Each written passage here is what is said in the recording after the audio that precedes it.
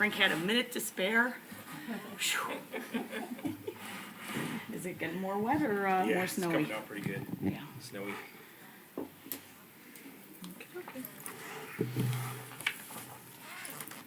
All right. The meeting will come to order. May I have a roll call, please? Peter, Here. Iannarino, Here. Hunt, Here. Hunt, Here. Smolka, Here. Shupai, Here. Wong. Here. Thank you very much. I'd like to start the meeting today with a moment of silence to honor the sudden loss of a 7th grade student from Winston Campus Junior High. Daniel was described as a kind and friendly student by his teachers, and I'm sure he'll be missed by so many people, family, friends, and the community that he could have impacted in an even greater way as he grew up. Lori? Yes, I would just like to thank the staff at Winston, all the clinicians. We had over 20 clinicians come from across the district to support hundreds of staff and students that came forward expressing that they needed to talk to somebody to help process the loss of a 7th grade student so unexpectedly. The clinician team was amazing, social workers, psychologists, teachers. Our schools sent food. And my administrators, my senior leaders, have been at Winston campus.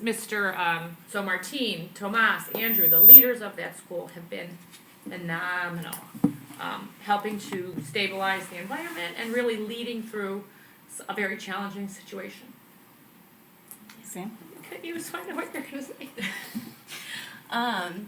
I also just wanted to take a moment to honor and thank our staff for wrapping their arms around our students and each other while navigating through such a tragedy.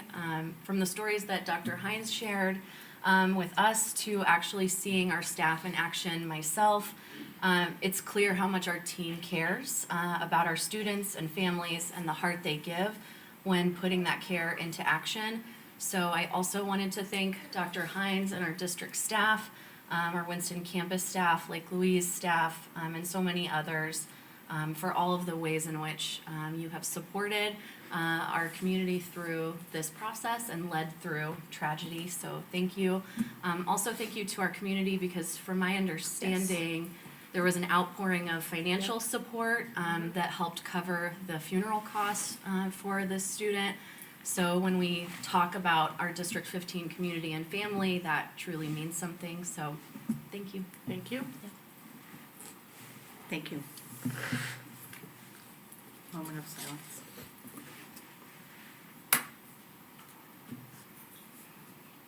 Thank you for being here this evening. The mission of School District 15 is to produce world-class learners by building a connected learning community. We'll start with the pledge. Dr. Hines. Well, I think we have some special guests here that are going to lead us in the pledge.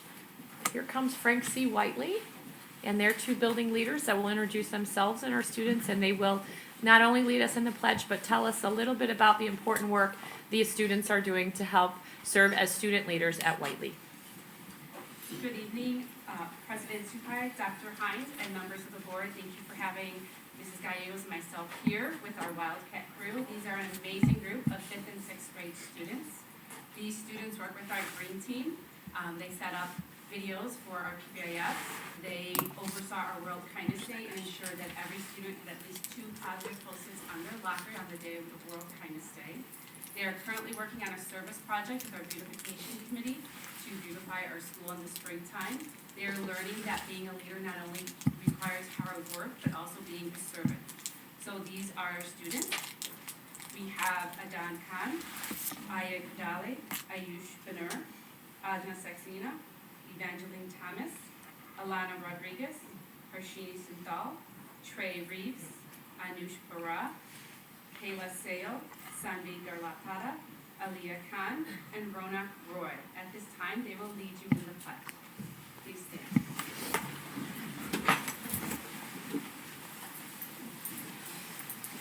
I pledge allegiance to the flag of the United States of America and to the republic for which it stands, one nation, under God, indivisible, with liberty and justice for all. would like to take a picture before you guys leave. If we could ask you to kind of go around, we pledge. If you guys could stand right in front of that red stripe on the wall.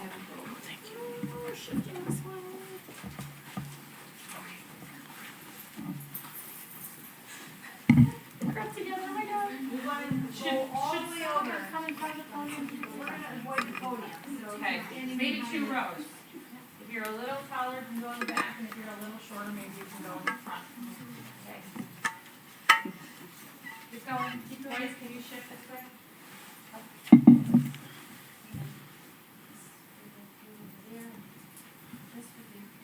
I think Morgan would like everybody to the other side of the American flag if you can make that happen. So, maybe we can be in the third row. Okay, get together. Pretend like you go to school together. Look. Okay. Okay.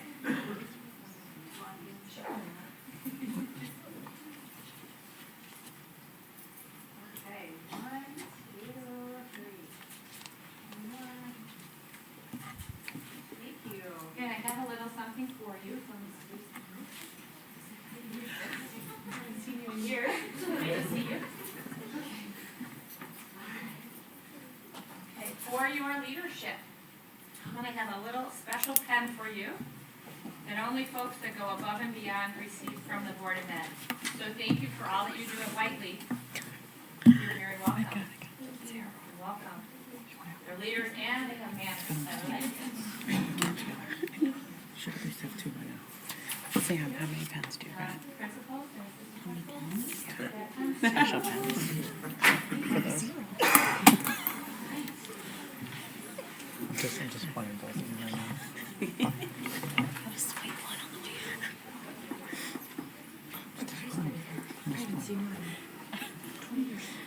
Did you earn yours or steal yours?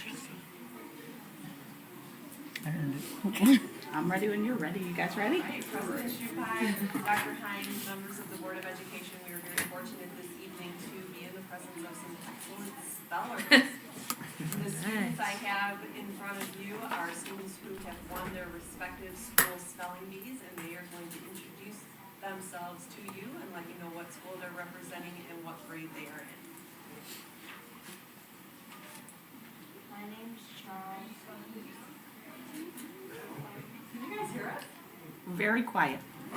Yeah. Charles, we know you can talk louder than that. My name is Charles. There you go.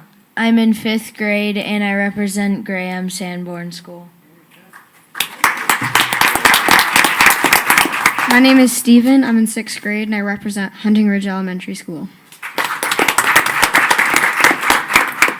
My name's Thyram. I'm in 6th grade and I represent Pleasant Hill. My name's Dave. I'm in 6th grade and I represent Stuart R. Paddock Elementary School. My name is Pragya. I'm in 8th grade and I'm from Carl Sandburg Elementary School. Or not elementary school, junior high. I'm Kayla. I'm in 5th grade and I represent Lincoln Elementary School. My name is Vihan and I'm in 4th grade and I represent Willow Bend Elementary School. My name's Avier. I'm in 5th grade and I represent Frank C. Whiteley Elementary School.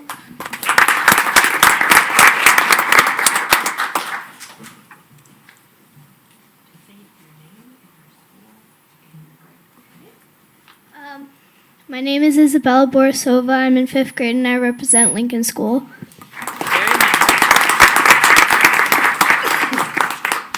Okay, you can imagine if you've ever been in a spelling bee how nerve-wracking that can be, and I'm sure that these guys all have their own individual stories. Very impressive. Oh, we have one more, yay! I know that the weather is making it difficult for everybody to get here. Come here and introduce yourself, sweetie. Podium, honey, and introduce yourself and tell everybody what Your school name, you your grade, and represented your school. at the B. Yeah. Hi, I'm Avni Sethi. I'm in 6th grade and I'm from Marion Jordan Elementary. Now, obviously, we have more schools than this, but I know that the weather and other competing commitments have kept people from being able to make it tonight, particularly our student who won the district spelling bee was unable to attend tonight, and I want to make sure that he is recognized.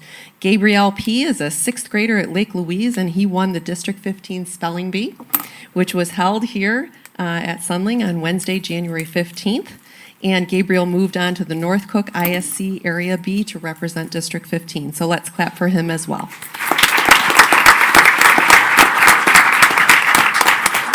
Dr. Schnorr, I believe Gabriel then also placed in the North Cook IASA script spelling bee, and I think he's advancing even Yeah, I think he further. got to second, and then he was Yes. going to be moving on. So fingers that's crossed for him. Really It's exciting. really good. And Vihan, you took second place in our district spelling bee. It was down to the wire there, so congratulations to all of our spellers, but you hung in there till the bitter end, so nicely done. Right. Okay, let's line up for a picture, and then Dr. Hines has a gift for you. And you head back where you saw of the Whiteley students and kind of fill in by the American flag over there. That would be terrific. Where you came in at. Yeah.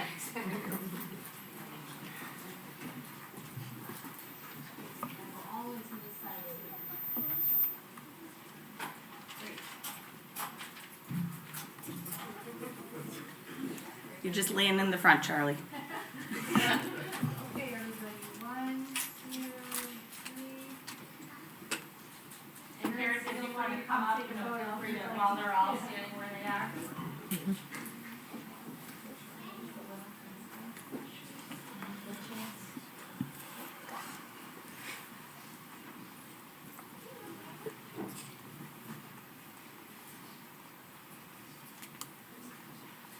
Keep smiling.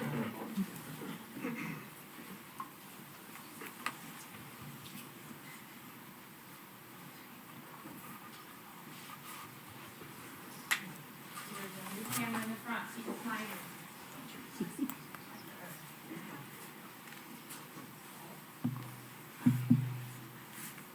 All right. Now the photographer's finishing up. Hey, good job. Nicely done, everybody. Thank you. Thank you, and congratulations. If you can come this way, have a little congratulations gift for you. Nicely done. Thank you so much. Thank you. You guys can head out. Nice job. Thank you. Nice work. Very nice work.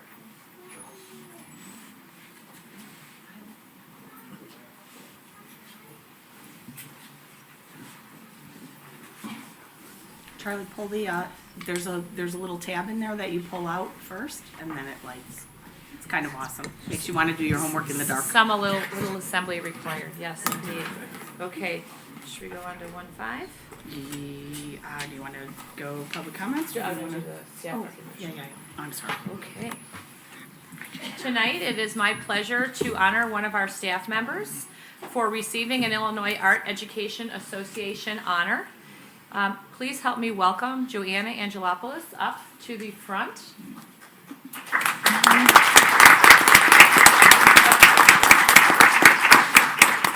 If you wouldn't mind standing by the podium, maybe I'll come over and join you. Okay. Yeah, I'll have your cell phone there.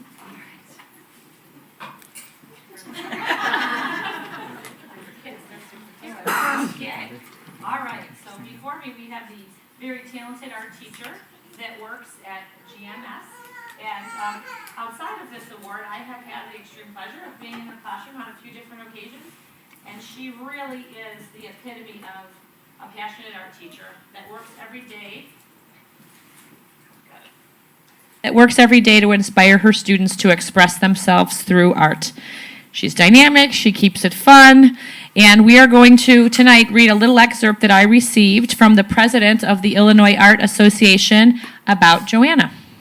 Dear Dr. Hines, it is my great pleasure to acknowledge Joanna's contribution to the art education profession as a presenter at the 2019 Illinois Art Education Association Conference in St. Charles, Illinois. Joanna's presentation, Degenerate Art, Think Backwards Too, and Emojions, which really piqued my interest, were very well received by attendees. Individuals like Joanna's elevate the teaching profession through their dedication and contribution to art education. On behalf of the Illinois Art Education Association, he would like to thank you for supporting Joanna and sharing her knowledge and expertise with other art educators across Illinois. Joanna is one of our more talented art educators, and I am thrilled to collaborate with her through the IAEA. I'm also hoping we might find an opportunity to extend this collaboration to working with her fellow art teachers in District 15. Joanna has expressed interest in professional development on infusing the curriculum with contemporary art practices, which is something we would be willing to help facilitate in the future if your leadership team is interested. I hope then he wished me a happy holidays. But I couldn't agree more with the president of the IAEA. We feel very fortunate to have you on staff. We would love to help you spread your passion and expertise for art with our other talented art teachers. We feel very lucky to have you in District 15, so please help me congratulate her for this nice honor.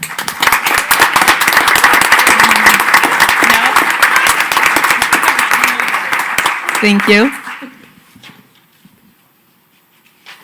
I know, but I wasn't expecting to say anything. And under your leadership, thank you for being open and really embracing what I do and whatever everybody else is trying to do. Come on in to my room and check it out. Charlie can tell you, it's a whole lot of fun. We've been building stuff. Yeah. Okay. Thank you. High praise. Thank you and congratulations.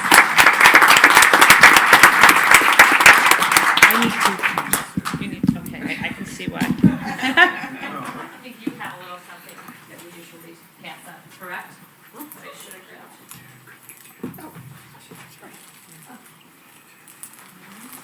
Oh, and you're getting something more than the light up pen. It's exciting. Oh, that would be good. Congratulations for all your work. Yeah. Thanks, Michelle. Take care.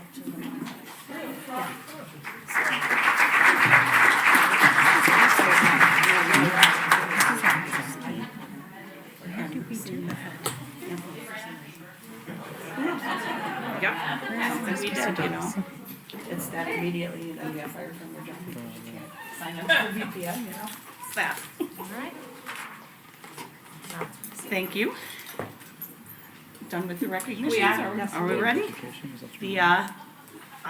You gotta love the recognitions. It definitely sets the tone for some of the things that make District 15 very special and make us all fortunate to be residents or have children that are either in District 15 programming or have been in. We're a great school district and for many, many reasons and a few examples today. That said, we will now open our meeting for public comment. Please remember that this is not a dialogue between you and the board. If you have a specific issue that requires a response, Dr. Hines will get back to you. Please state your name and identify any group that you represent. Limit your remarks to no more than 5 minutes. If someone previously has articulated something with which you agree, please indicate that you agree rather than reiterating the entire comment. And finally, avoid any comments specific to any person, student, or staff member, respecting that person's right to privacy. Do we have anybody? Would anybody like to speak? Any public comment? The floor is all yours for 5 minutes. Going once, twice. All right, moving on. Dr. Hines, superintendent's reports. Yes, I will hit a few highlights, but as I always say, we've had another busy month here in district. I'll choose a few things to highlight. Over the last month, we administered the access test, which we are required to do so by the state of Illinois, to 3,262 students. The access test really does help us determine where our students that receive second language support are in terms of their reading, writing, listening, and speaking abilities across the language proficiency domains. Results will help us determine who needs direct service, who needs to be watched, and who can potentially be exited from our program. So it really is a very important data source. Math professional development as well as reading professional development continue to be administered to teacher groups on a regular basis. We also had a number of teachers come through to learn how to use an EL resource called Elevation that really helps teachers understand, based on proficiency levels, different strategies and protocols they can use, not only with their ELs, but across all of our student body to help learning. So it's been another great round of professional development. Tonight you will be able to meet RSP, who is an organizational school planning company, but we have met with them as well as STR and Tony Rossi, who is taking on more work for us as Mr. Phillips is on leave. We had a great meeting with local partners from District 211 to really start talking about math articulation and how our students not only are arriving in terms of their math abilities, but the sequence of math that we offer in district to make sure that we have the right sequence of programs and supports so we have students that are really ready to tackle higher level math classes when they hit 211.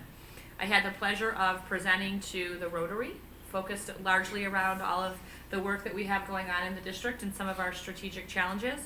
And a side benefit was I wound up sitting across from my former elementary school principal, and I was able to piece together that, in fact, Mr. McGowan was the gentleman that was peppering me with all kinds of educational questions. So that was an unexpected benefit, as was my introduction to the Red Apple, a delicious restaurant here in Palatine, because that's where the Rotarians meet. And I would say, lastly, in terms of partnerships, we had a meeting with the Presbyterian Church. We rely on them for parking for our Winston campus staff, and we're starting to meet with each group that we have an intergovernmental agreement with to make sure that the agreements are both mutually beneficial to the district as well as to our partners. And Mike and I, to say the least, will have a number of meetings to come. But we wanted to get a hold of the Presbyterian Church because part of our agreement has to do with that parking lot and maintenance of the parking lot.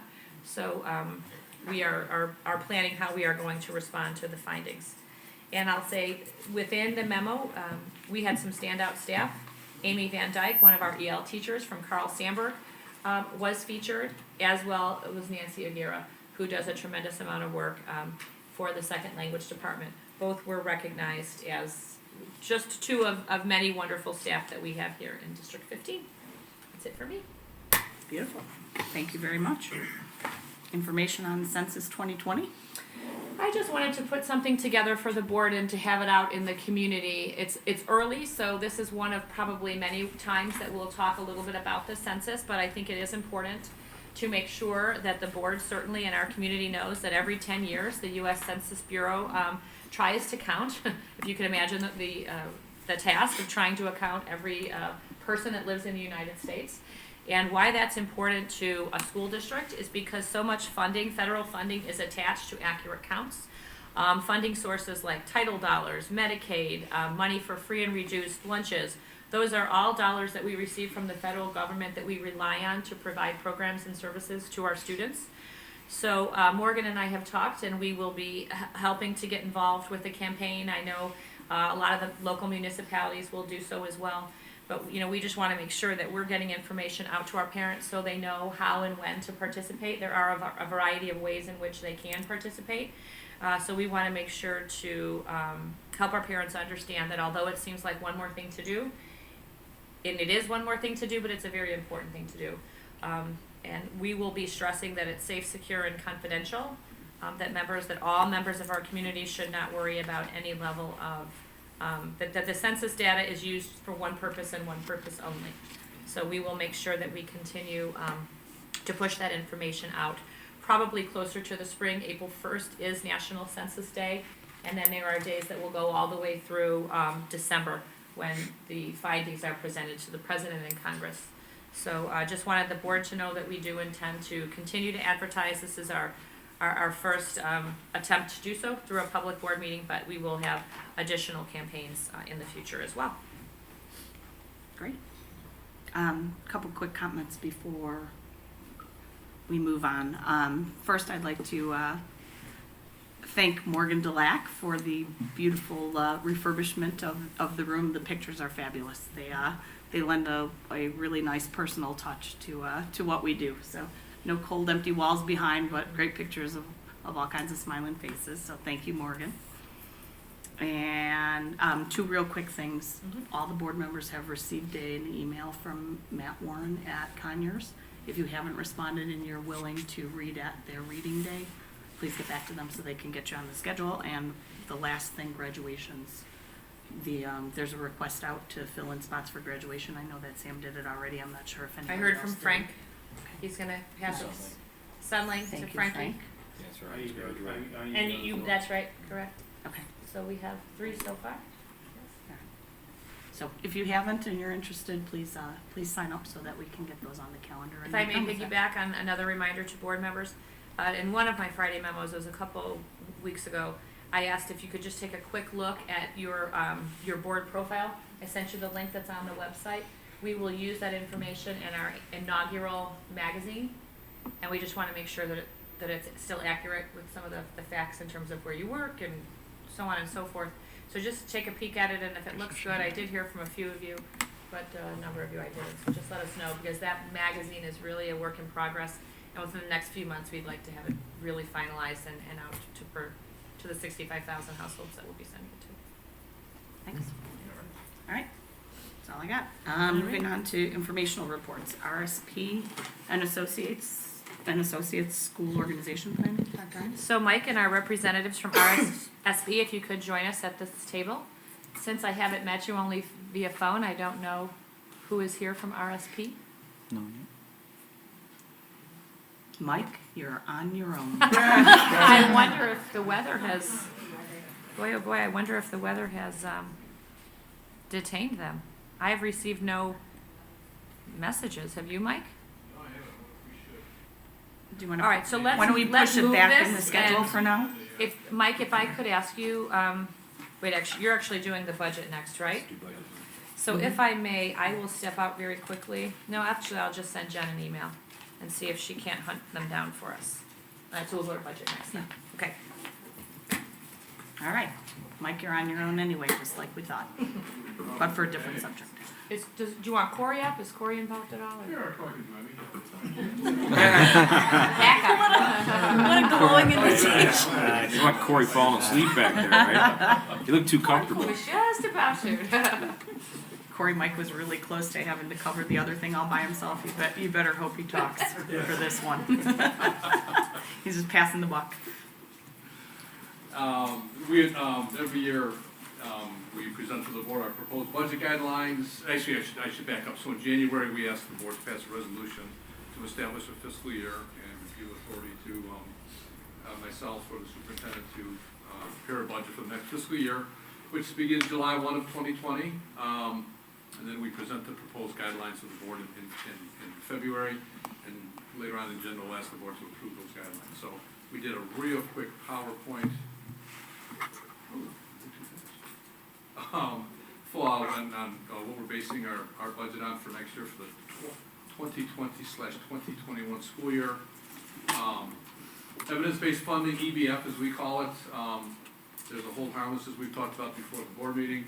Guarantees that no district will receive less in state funding than it did in the prior school year. Our EBF funding for this current school year is $16.925 million. So at this point, that's what we will put in the budget for next year. I think I have on the next slide, ISB has recommended a $760 million general fund increase for next year, plus another $643.7 million for early childhood block grant. So that's 760. Most of that was for EBF. EBF funding increase this year for the current year was $375 million. And I was just reading today, if there's about, I think it's about a $7 billion shortfall statewide for every district to get to 100% adequacy. So it would take, at 300 to 350 million per year, it would take to 2051 for the state to fully fund every district at 100%. And our adequacy target core is right around 76%. 77%. So ever since EBF started, it's always fluctuated between 75 and 80%. So we're holding on that. Requested increases for other line items from ISB, 21.4 million for special and private tuition, 11 million for special ed orphanage, and 53.76 million for transportation. Property tax revenue, the CPI rate for the 2019 levy that Corey presented in November, December is 1.90%. CPPRT, corporate personal property replacement taxes, to be determined. We have not received that yet from the Illinois Department of Revenue. TIF revenue, a little bit higher this year. We're anticipating we're anticipating $787,500. We did get those figures directly from the Village of Palatine. That is higher than previous years due to the expiration of the Randall Corridor TIF. So there's extra money in there. We talked to the Village of Palatine. They'll be distributing those funds to us. Medicaid revenue, we've budgeted $1.2 million every year. That's been pretty consistent. That's another big line item in our budget. Transportation reimbursement for the current 19-20 school year. That's always based on your expenditures from the prior school year. Our reimbursement this year is $5.138 million. This we've requested a $22.79 million increase in special ed and almost a $31 million increase in regular transportation. So we should see that number of reimbursement go up a little bit, hopefully. Salaries and benefits, about 80-85% of our expenditure budget. And we did our 10-year contract. We anticipated that salaries would go down by 2.21% in the 2021 school year. So we do have 56 teachers that were on re-op that are retiring at the end of this school year. Mm-hmm. So we will see, the district will see its instructional salaries go down for the 2021 school year. Do you anticipate pretty close to that, the original 2.21% projection? Yes, I think we're going into year 5 on that, and we've not been off more than a couple of basis points, which is 1/100%. So our estimates, actually, we've done better than we had anticipated when we did the 10-year contract. So yeah, we are really close. Now, so going forward for next year for the teachers that apply for re-op, which next year will be their first year, they had to notify us by February 1. We assumed 17 would apply for re-op, and 11 had applied, but only 10 had qualified by the due date of February 3rd. So we're a little bit lower than that going forward for next year. Current FTE count, we just ran that last week. We're at 909.01. We had anticipated 880 in the 5-year forecast. So the board's aware we've made some changes this year in staffing. Our FTE count for next year is 911.51. And that's what we had in the 5-year forecast that we presented in December. So we have about 2 vacancies out there that we haven't been able to hire for the current year. There'll be a presentation later on in today's meeting, but administration is reviewing its staffing needs relative to socio-emotional learning, mental health, and other factors. So there'll be another discussion and request for additional staffing in our March meeting on instructional salaries. Support staff, that contract, ESP is settled. That provides for a 2% increase. We call it OTPP or TIE. Their contract expires at the end of this year, so we'll be negotiating probably starting this month or next month, this spring. Mike, if I may ask, yes. We wanted clarification on 2 points. Was it Mike and Sam that are going to help us with the tie negotiations? Yes? From my understanding. I think it was, right? Yeah. Yeah. And then It definitely was me. I won't speak for you. And then Wenda, you expressed interest in SEIU. Okay.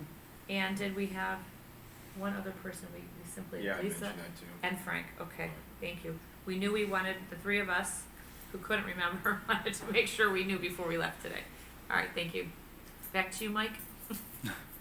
Transportation salaries, the last contract, their salaries go up with CPI, so that's 1.9% increase. We saw that on the levy. SEIU salaries, 2021 is the last year for the SEIU contract.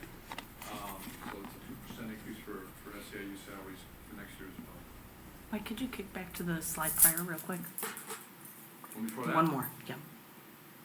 So the RIOP moving forward, what is the effect of that if the budget accounted for 17 teachers that were going to apply and put themselves into that pool and we end up with 10?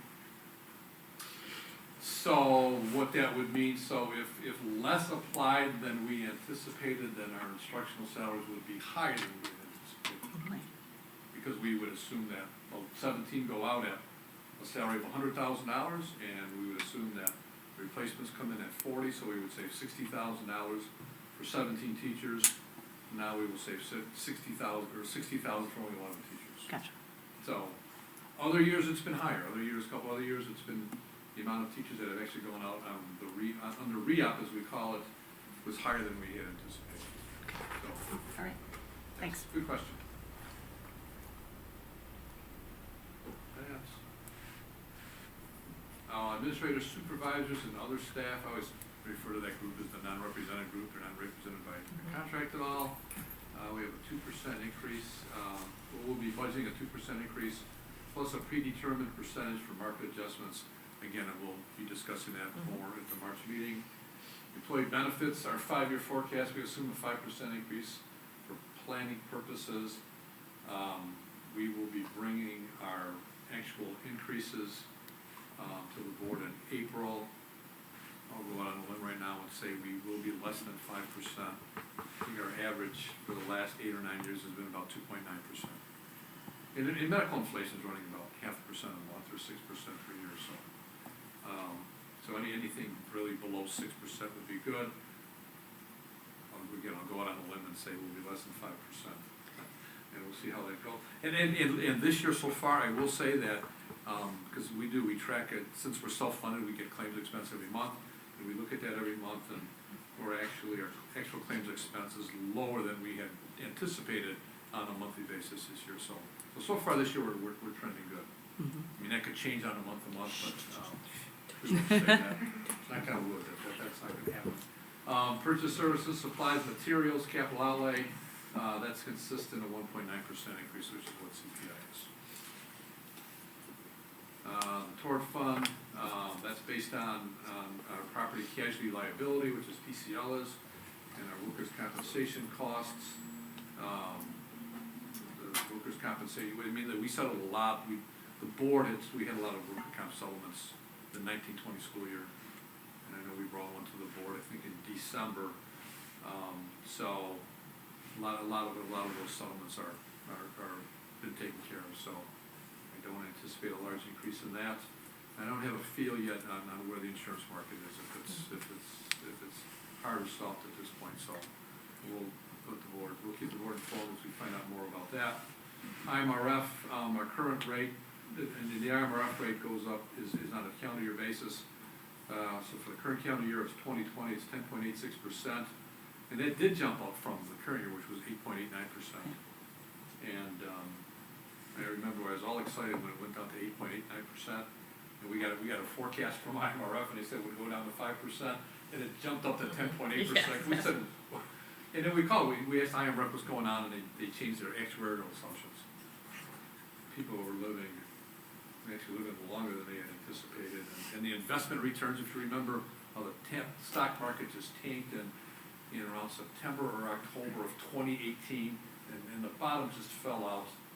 There were a lot of, although 2019, all those losses were made up in 2019 because the stock market was up about 23 to 25%, right around there. So hopefully when we get that rate increase, we'll see it go down from 10.86%. I think we get that, Corey, around April-ish. We get a preliminary rate and then we finalize it in the fall. But ever since we've been here, whatever the preliminary rate is in the spring has always been the rate that we get in the fall. So hopefully that'll start trending downwards a little bit. Capital projects funds, we will have a presentation later tonight for our 2020 projects. Nicholas is here and we'll be presenting the bid results for that. Actually, the Jane Addams roof, the board approved in January. That was $1,611,000. But we'll be looking at the bid awards for the Willow Bend HVAC upgrades. Not Conyers Learning Academy playground yet. We opened carpet just today. So we'll be looking at that. We'll be bringing that to the board in March. The secure entrances for those 6 buildings, Central Road, Whiteley, Mary Jordan, Lincoln, Sunling, and Paddock, we'll be presenting to the board. We have base bid plus multiple alternates that we'll review with the board later on tonight. And Sunling fascia panels, those ugly panels we have on the outside of this building, that's part of the summer 2020 projects as well. We're looking at replacing the transportation salt bin, it's just falling apart.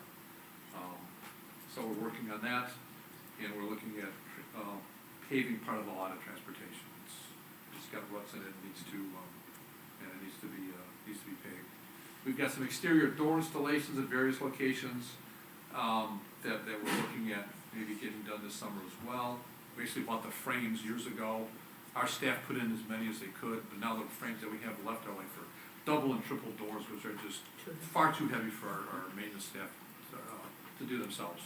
So we have the product and we just need them installed. So we'll be looking at doing some of that, and we're working on that as we speak. There's some asbestos abatement at Conyers Learning Academy. It's all on the floor. I mean, most of the floor there has got asbestos tile. It's been carpeted over, but anytime we make a renovation, we have to do an asbestos abatement project. Looking at probably doing some renovations at Conyers Learning Academy. We have some early childhood needs there. We don't have the space for it. Right, it's due to a good problem of increased enrollment, and we've reached capacity. So we have to convert some of the larger open spaces to house more students, which is good. And they have interior renovations at Kimball Hill, Willow Bend, Hunting Ridge, and that's basically stuff that our maintenance staff would do. That's just, cleaning up some walls, stuff to separate, one space into two. And we've done that on a regular basis in prior years. So we're looking at that, and Dr. Hines and I are looking at that, I think in about 2 weeks at all, the list of projects that we have. I don't anticipate those being bid projects at all, that last line, but just so the board knows that we're looking at doing some of those projects over the summer. Then, we'll also be asking the board later on tonight to approve a bid award by 14 buses. They're all used buses, less trade-ins, so almost $1.037 million. So, and that's consistent with what we've done in prior years. We purchased anywhere from 10 to 14 buses, and they've always been used. Well, I shouldn't say always. Probably if they're large passenger buses, and Tom Brantley can correct me if I'm wrong, they're used buses.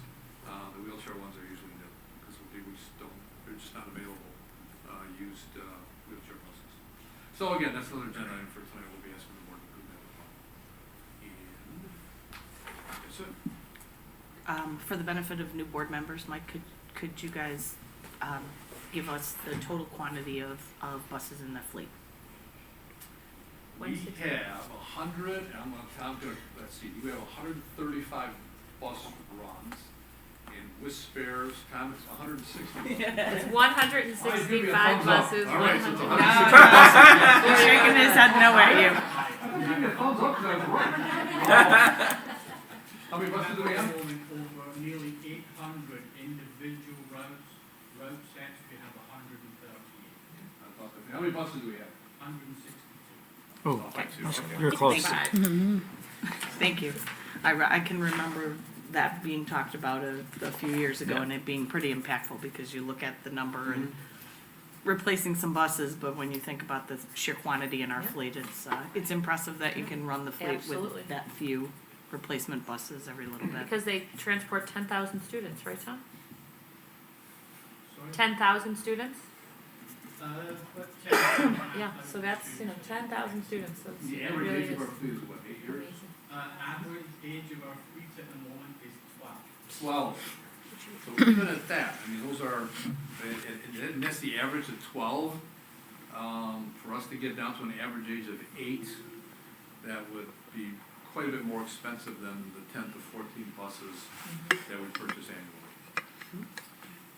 But we have a great maintenance staff, and they maintain the buses, and they keep them on the roads, auto mechanics, so, and they keep them running in the cold weather. And I got to give a shout out to Tom's department, because last year when we had that Arctic blast, we stayed open. All of our buses were running. In some of our surrounding districts, they had to close because they didn't have buses, so the mechanics do an excellent job keeping up with it. Are there any other TIF revenues that we're keeping our eye on, or is that for this year, we think? There is, yes. In terms of roll-off? Yeah. We've got the one, I think, and then we can get you information, there's about 3 TIF roll-offs in the next 5 years. Okay.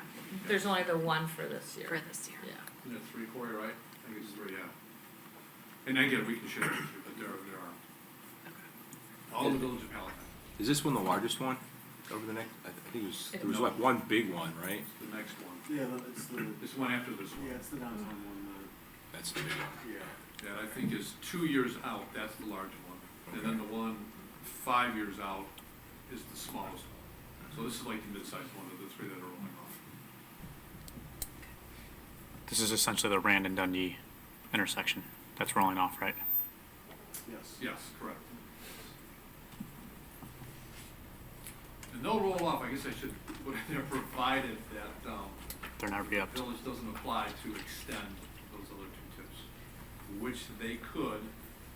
We haven't gotten direction one way or the other on if they may do that. But the board needs to know that is a possibility. Corey and I attended a meeting with Reed Ottenson and other municipalities that are on that same TIF that we are, and they didn't seem as if they were asking for an extension from what Reed said. So, Yeah. I mean, that's what I remember them saying. Thanks for the confidence, Corey. So let's they say to your face, but as soon as you leave the room. You see the amount of, like, the downtown one, what types of work it does. Like you said, you don't know until that last meeting at the end of the calendar year when you say, yes, we're gonna. It's official. Do that, so. So yeah, I mean, the temptation's always there for municipalities to, tackle it for years.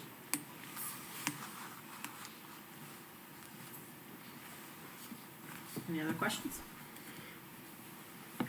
Nope. Thank you very much. Thank you.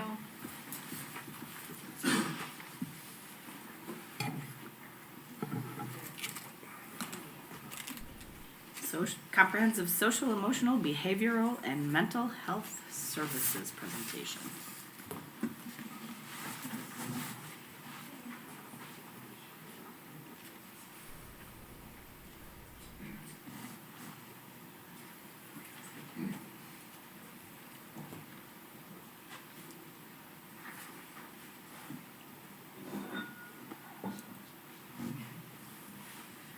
Good evening, members of the board. Thank you for having us.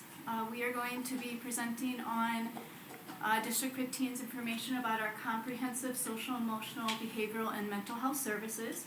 I'm Laura Swalmond. I'm Assistant Director for Research and Systems and the Coordinator of School Psychologists. Good evening. I'm Kelly Macker, Social Emotional Learning, or SEL Coordinator for the district. Good evening.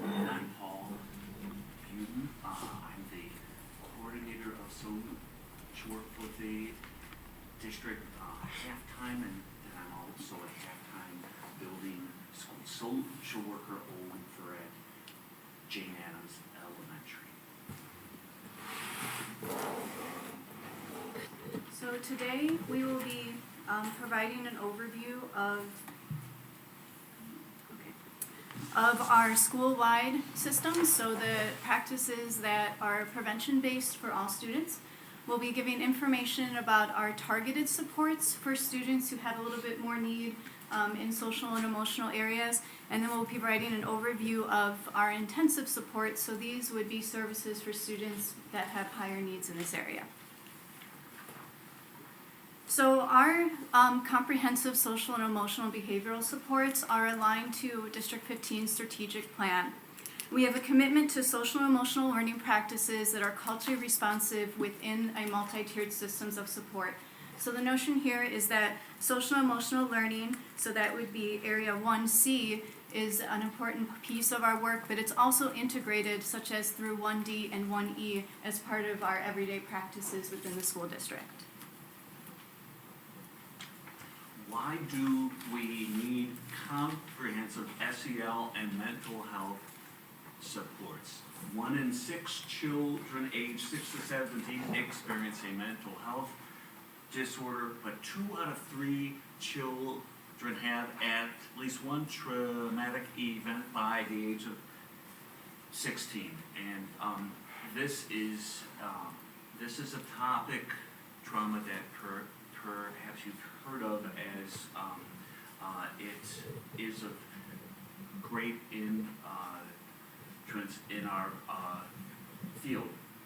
trauma refers to experiences that are overwhelming and may leave a young child feeling helpless, vulnerable, and very frightened. Trauma can be a single event such as an accident, natural disaster, or a medically related incident, or trauma can be chronic, such as ongoing abuse and neglect, domestic violence, lack of stability in the home, personal loss, or separation. Trauma is also distinguished by what is sometimes termed as big T trauma or little t. Big T tends to be events like death, divorce, separation, serious accidents, physical or sexual abuse, loss of a job or income. Little t events may include moving, bullying, harsh parental criticism, neglect, chronic illness, addictions in the family, and verbal abuse. Complex trauma tends to be chronic and multifaceted, potentially having a more serious and long-lasting impact on children. So our school-wide preventative practices are what we do for all students, commonly referred to Tier 1 or universal supports. So through the work of our SEL committee, our D15 visual and mission were created, and it states that we implement social emotional learning all day, every day, to protect and nurture our learning environment. This occurs through PBIS, or Positive Behaviors, Interventions, and Supports, which is a multi-tiered system of support that provides us the structure and systems we need to implement social emotional learning.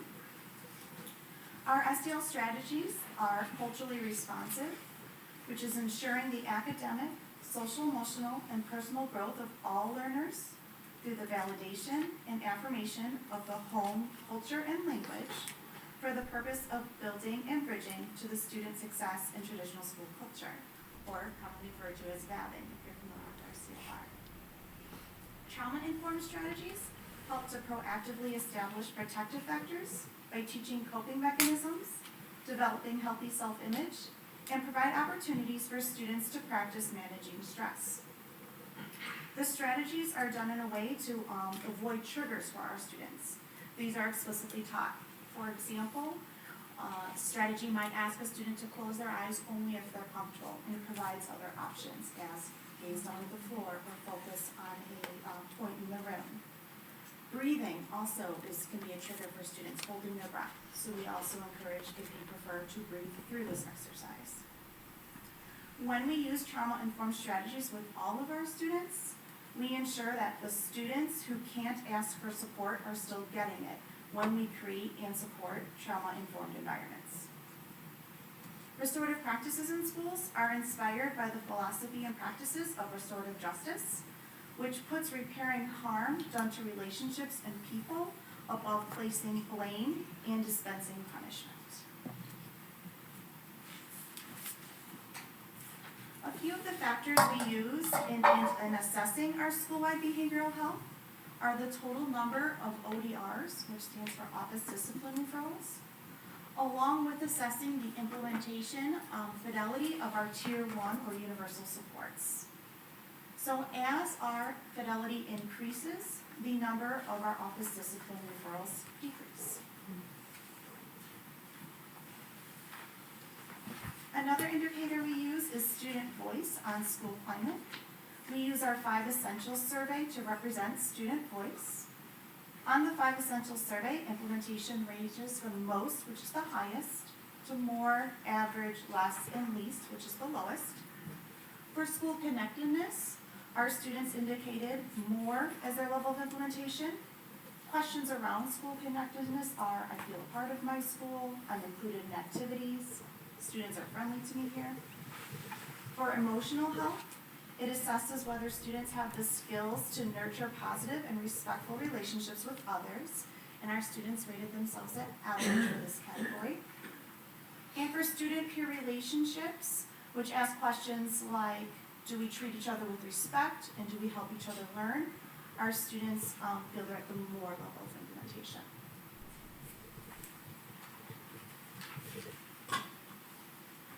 Through our spring needs assessment that we put out regarding SEL, we learned that 86% of our staff are looking for resources to support social emotional learning. And these are our current school-wide practices. And in the area of social emotional learning, we have a district-wide SEL committee who has written monthly lessons and strategies that are aligned to the 5 CASEL competencies and incorporate the 3 Illinois SEL learning standards. There are mindfulness activities, CLR protocols that are aligned to engage students. Our SEL strategies are trauma-informed and include restorative practices. Every lesson closes with a reflection and a proactive restorative practice circle. And we also provide optional extensions and resources for teachers if they decide to go further into their SEL learning. We've participated in professional learning with trauma-informed learning through the Midwest PBIS network. And then we provided PD in district during new teacher orientation, Institute Day with fine arts teachers, through our professional learning communities with PBIS coaches, and building base through Green Team coaches. We also have the Expect Respect bullying prevention program in all of our buildings.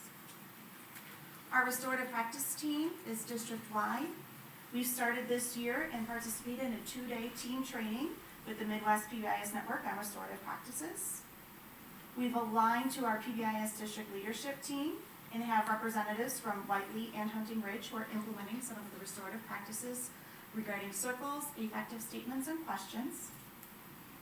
Our restorative process has been incorporated into our administrative discipline and re-entry procedures, including during the interview process, building administrators are using effective questioning, and restorative and reintegrative practices are utilized in plans for when students return back to schools and classrooms.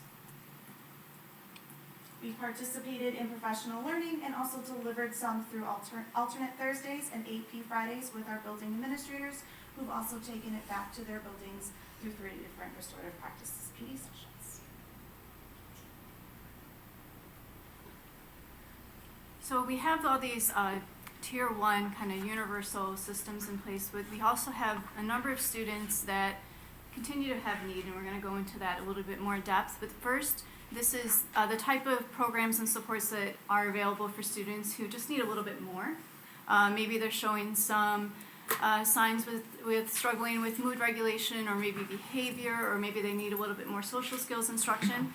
So the type of services that we provide in this area, this is for about 15 to 20% of the student body, and the goal of these is to build relationships. So it's a way to help students and staff connect with each other more, and peers connect with each other, as well as focus on those skills. And these are done in ways that provide more instruction, more feedback, and more practice on the skills that Kelly just went over. So examples are, these are just some of the names of our interventions: check in, check out. We have mentoring, we have social skills groups, we have restorative groups, and so on. Another area for students that we support in this are students who are new to the country or newcomers. So these are our English learners who have been in the country for less than 3 years, and we have a large number. It's over 1,000. In the past year, we've had about 125. These are kind of groups to help students just feel comfortable in our school community as a way to help connect with them and build upon strengths. So all of these groups as well are strength-based in their approach to help see how, together we are so much. So the students in district that require intensive mental health services, these are our students that have significant behavioral and mental health needs that have exceeded the capacity of previous support levels provided by our school teams. These students capture the most serious mental health needs at our schools and in the district. So here are examples of some of the supports that we currently have in place for our students, and we're talking about 2 to 5% of the student body. We have our behavior plans. These are individualized plans to support the student behavior. Wraparound plans, this includes parent and community to provide services that are like wrapped around, so 24/7. We have therapeutic counseling supports for students. A lot of community partnerships, for example, with Bridge, with Kenneth Young, Northwest Community, in terms of helping coordinate services not only within schools but outside of schools as well for students and families. We have our restorative conferences and conversations, ways to help students re-enter into the school if they, let's say they were suspended or if they've been hospitalized or for any reason that they have been out of school for a few days. And of course, students with individual education plans or those receiving special education services. So, the World Health Organization talks about mental health as a state of well-being in which every individual realizes his or her own potential, can cope with the normal stresses of life, can work productively and fruitfully, and is able to make contributions to her or his community. So in essence, mental health really does affect everything we do. Now we know that nationwide that the statistics on students that have significant mental health needs, that it has a profound impact on them. At a 64% suspension rate, 38% school dropout rate as well. This is often called the suspension to prison pipeline. Research shows with trauma, students that have an experience with trauma are 2.5 times more likely to fail a grade in school, scored lower on standardized achievement tests, more likely to have struggles in receptive and expressive language, are suspended and expelled more often, more frequently placed in special education, and are more likely to have addictions, abuse, and mental health issues as adults. This next slide, I will be speaking on the 3 data points on the lower half of the slide. These are connected to the signs of suicide, depression awareness, and prevention program, also known as SOS. The social work department began tracking the number of individual crises 14 years ago. It was the junior high trends of growing suicidal ideation and self-harm cases that led the district through the social work department to bring the SOS program to our 4 junior highs 9 years ago. From this fall's SOS implementation, the data this year produced the highest numbers in 9 years for the number of students requesting to speak with a school-based mental health clinician after the SOS lesson. That number is 17% of all of our junior high students, which is higher by 1% than the average reported in our state by our SOS partner, Elissa's mission, who provided SOS to approximately 43,000 students last year. But the more striking number is this. In our district, the number of students needing a risk assessment and referred on for services. This number was its highest ever as well at 11% of all junior high students, which when compared to the state average, more than 50% higher than the state average. In the past 3 years, since 2017-18, the total number of students referred to outside agencies from the SOS program has more than doubled. So it's 200% plus higher in these 3 years. In that same time period, the total number of students requiring risk assessment and referred on for services has almost doubled. And the number of students already receiving treatment has more than quadrupled. Outside of the SOS program, there were 139 additional referrals to outside agencies based on reported individual crisis incidents last school year. So the top 3 data sources are indicators throughout the entire district, and the data that we collect on the students' mental health needs. We saw a 33% increase in the percent of students who received hospitalization due to their mental health, their social and emotional behavioral needs over the past few years. We've seen an 87% increase of phone calls to the Department of Child and Protective Family Services.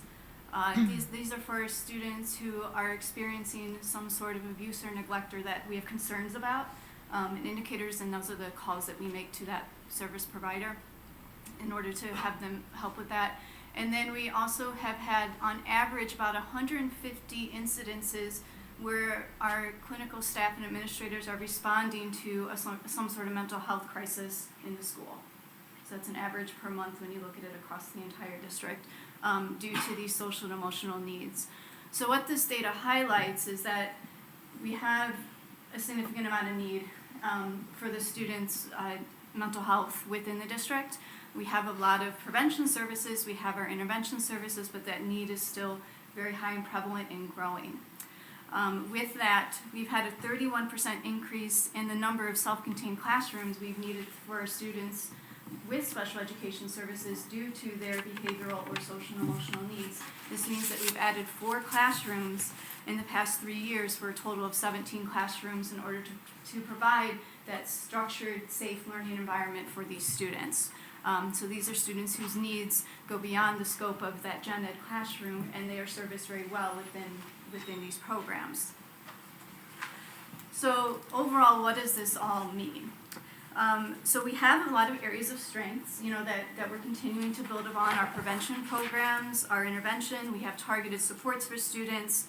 We have a lot of practices that are around building relationships, that are culture responsive and trauma informed. And the majority of our students feel safe and connected to school, like the data that Kelly highlighted. Our opportunities, though, are to continue to build upon these prevention and intervention supports, because we can see through our data that that need is still there. That we need to provide more intensive services to help meet the needs of the students. And with this, to build upon those community partnerships more, because we're with the students so many hours in a day and there's so much that can happen. But when we work together with our community, with our partners, we're able to do so much more. So really, what are our next steps in order to help meet the needs of students? We just need to set ourselves up right to be able to implement all these really good practices. And what that means is that mental health service providers, you can see the number of phone calls they're making, hospitalizations, crisis responses, and that takes a lot of time. That's a lot of work and effort and a lot of integration to really help meet the needs of these students. And then be able to reorganize to match our staffing plan with the student needs. So be able to really have that capacity to meet the needs of our students, to have that broad and specialized training for staff, meaning that the teachers feel capable and have those trauma-informed and restorative practices and social emotional learning, and that our clinicians are able to provide that mental health support and services where for the students that really need it. And also be able to support our staff overall on this full model of comprehensive behavioral and mental health practices. So any questions for us? For how long have we been implementing the SOS program? 9 years. 9 years? And then, do we have any I guess, data on its effectiveness? Has it been? I know it shows that there's referrals and such, but I mean, has there actually been data collected on like attempted suicides? Has it gone up, down, stayed the same? So, as far as, well, let's see, as far as attempts, so we have from so comparing last year's data to 2017 and 18 data, the number of reported data of suicidal ideation, which is of course not the same as an attempt, but an expression of that, from the 2 years, the rate did not go up significantly, but what was most alarming to me after seeing this data for the last 14 years of this, typically our junior highs are 1 and 2. Those are our top 2 grade levels for depression, reaching a point where there's suicidal ideation. Last year, we had the 6th grade had the highest number of reported suicidal ideation cases. This is separate from SOS, and we keep that data as well. So it was higher than the 7th or 8th grade, and the 5th grade total was as high as 7th grade too. So the trend that we've been observing is that need is pushing down into our intermediate grades, which has led us to bring in Erica's Lighthouse, which we're currently using now, which is the Depression Awareness and Prevention program that's being done in all of our 6th grades. But that was in response to the growing number of cases reported, crisis cases that involve either suicidal ideation or self-harm, which is often referred to as cutting. I think the other thing that we're noticing in terms of hospitalization is that we've hospitalized kids in kindergarten and 1st grade this year. And not just one, it's not just one youngster. It's multiple kids. So to Paul's point, it's getting younger and younger. It's not just the 7th and 8th graders, it's 6th graders, 5th graders, but we're seeing these mental health issues, and it's not always a suicidal ideation, but it's depression, it's anxiety, it's aggressive behavior, it's our teachers, as we've spoken to the board about, they're harmed, our program assistants, because we have a lot of physical aggression and outbreaks. That mental health looks a variety of different ways, as mental health always does, but we're seeing it younger and younger. We're seeing the frequency and intensity increase, and it's not just in our special education programs. It's not at the programs, like a Whiteley where you would expect, where we have more of our EDBD kids, so you would expect higher and more aggressive behaviors happening more frequently. It's happening with kids that haven't been identified for special education. It's happening at schools that don't have more restrictive. If you think of the continuum of service and from our least restrictive to most restrictive programs, it's not just happening at the schools that have our most restrictive programs. It's happening across all of our schools with kids of all ages, which is why last month was student achievement, this month is this increased need for comprehensive mental health support. And next month, we are going to come to the board and talk about some solutions that we have, some of which will be linked to increased staffing.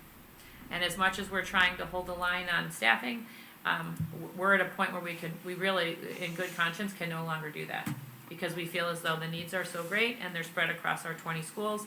We will be asking the board to provide additional support. There are other things we're going to let you know that we're doing as well. It's not just people, but we know that we need more support to make sure that we're reaching our students and we're keeping our learning environment safe for our learners and for our teachers that work in our districts and our PAs and everybody else. But it's gotten us really concerned. We're very, very concerned. Last year, so it was of the reported crises, 63% were general ed, 37% special ed. And I think that points to it. Many of our special education programs have an excellent ratio of adult support as it's needed, but we're seeing that the crisis need in our general ed population is significant. One of the things we've also been talking about is, if you would like to, we've talked about, would you like to tour some of our schools? Would you like us to have a group of our principals come and speak to the board about what their experience on a day-to-day basis? I'm sure members of CTC might even consider coming, because it is a topic of conversation. We met with CTC leadership today. We have regular meetings, and they were talking and expressing continued concern about some of the behaviors that their members are experiencing in class and how some of their teachers are being harmed. And we've spoken to the board about this.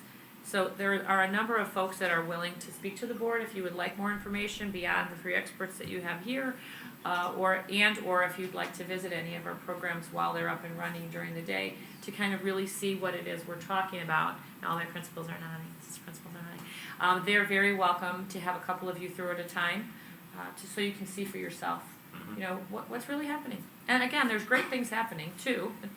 We're educating kids, and the buildings are warm and fuzzy, and we're successful in a lot of ways, but we really are kind of leaning into this larger issue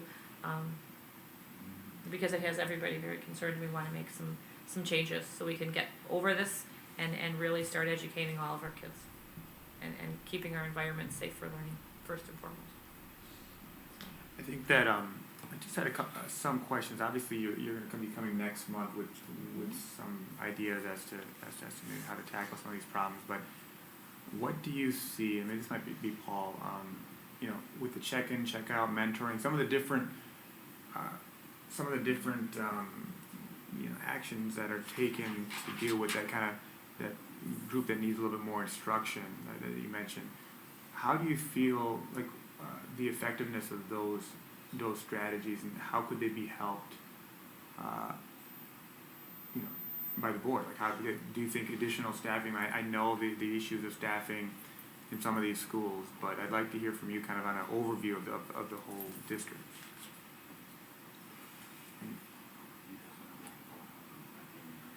Well, for the Tier 2,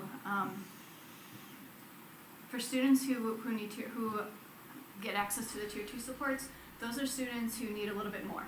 And our response rate for that is quite good. So over 70% of our students respond well to that, which is above the national target for these kind of supports. But what it doesn't do is give the intensive supports for the students who need more, or the students whose needs are a little bit more related to mental health needs opposed to skill building or relationship building, right? So what it is that we are really needing is better capacity in terms of our resources to support those students with high need. Do you feel that you have there's issue that you're able to identify? Because I think obviously the first step to all this is you're trying to identify kids who are having problems, for one reason or another. Do you feel that piece is well intact? Because I think that would be the first thing, in terms of you know, then the question comes, okay, well, how do we tackle this? But just that kind of first diagnostic level of help. Do you think we have our hands around that? I think that through the Can you use your little mic? Or that one, just one. I think that really through the building teams that we have set up and the systems that we have in place through PBIS, that we really are responsive to when a teacher steps up and says, I think that you need to take a closer look at this student because they have some needs. We have layers of interventions, so it's not just, okay, we are going to go to direct service 30 minutes a week, that we have layers of trying to address that at where the level of need is. Also to your point too, I think that what's needed of course me as a clinician and the head of the social work department and Laura as the head of the psych department of the school psychology, that we would like to have more clinicians. But what is just as important is the work that's being done through SEL, through the SEL committee, that what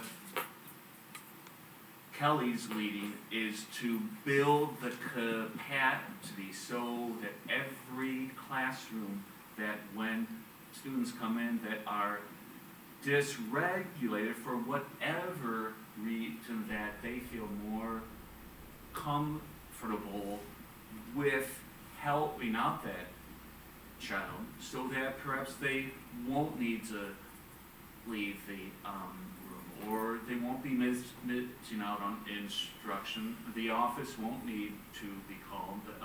An administrator or a clinician won't have to come.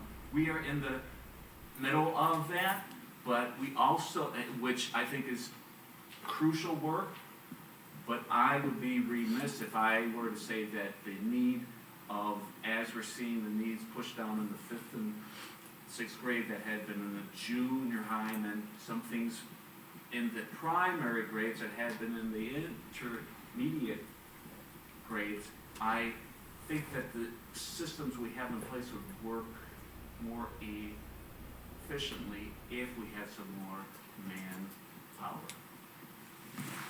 Can I piggyback on Zubair, your question about having enough resources to, number one, identify, but moving forward from identifying those, do we have enough programs in place to get kids that who are identified or at risk to get plugged in? Art programs, athletic programs. I mean, we had Ms. Angelopoulos come in today and thinking about those kids who would benefit, who, by the way, my children loved. But who, do we ever evaluate all the programs that we have to offer and see whether or not we have enough, or what more can we do? Yes, and that would be aligned to those community pieces and community schools. And we're starting to look at some of our outcomes for students who are connected to like our community school programs or the programs that we have at the POC, and we're starting to see positive results in terms of things like attendance or behavior. Absolutely, that is a critical part of this work, is that we are providing more support for families and students, not just around mental health, but just connection and relationship buildings, and having the schools be a hub of activity for our families, especially when you consider barriers for transportation or services. Services might be there, but how do they get to them? Or it's like in certain locations and it's not at the school. So, yes, that is a big part of this. We look at clubs and interscholastics. Renee and I met with Kathy Mullins just last week about some exciting ideas that we have to expand the community school that we have at Winston campus. We would like to see it daily. We have plans for, 2:30 to 4 o'clock, from 4:30 to 6 and 6:30 to make that more enticing. We would certainly like to see what Carl Sandburg has in terms of their homework club available. So we have kids engaged after school, whether it's through clubs, interscholastic, or homework, and then having these opportunities to do more involved services like a full-blown community school. We do offer quite a bit of clubs. All our schools have money in their budget every year to have clubs that kids are interested in going to, or that teachers are interested in hosting. So it is something that we really do try to make sure that we have. We're looking at adding potentially volleyball, because we keep hearing that that's a big demand, but the only limit we have is funding and gym space. But I think it is something that we offer quite a bit of. And a truly an excellent partner for us has been the Palatine Park District too. The I Compete program, which I did not know this, but it's been around, I think, for 25 years. So that's back when I first came on board. But I've worked closely with them, and I know we all have. But some of their programs where they're going out of their way to find the underserved students. And I know that in my building at Jane Addams, that when there's a boy that I work with who likes soccer, but he said, well, my parents can't really afford to pay for that, I'm going to compete, and I'm trying to find them a league. I'm talking to our YMCA. I'm looking for scholarships. And I mean, we have so many great community resources, and that I think as a school, and that there's also the United Palatine Coalition too, which is really bringing together all of these local resources to problem solve. How can we best meet the needs of all of everyone in town, not just those that have the financial means, but those that are struggling, and the like. So our schools are doing a really fantastic job too of looking at student need. Laura mentioned like the newcomers group for social, academic, and instructional, so they're seeing that students have a need for something and they're building and creating that. I do know we have buildings who have created clubs and like reached out to students who weren't as connected to the building to personally invite them to come. What would you like to do after school? And the club grows from there. I think we just need to build capacity to systematize that across the district. It's wonderful little pockets, but to be able to systematize that and grow it more. I agree with you. I think when we have discussions like this, a lot of times we go into what just happened and we start talking about the community school concept, and then we go to a small handful of schools where that type of programming is plugged in. But when you look at what you all have just presented to us, it's not specifically 3 or 4 or 5 schools, it's across the 20 schools in the district. And so we can't forget that being plugged in and being part of your school community is important, no matter what school you go to, no matter how old a child is. And sometimes, no matter whether you're high income or low income, things are stable at home or unstable at home, your lifeline is something you're involved with at school. So we have to make sure that we have those lifelines there.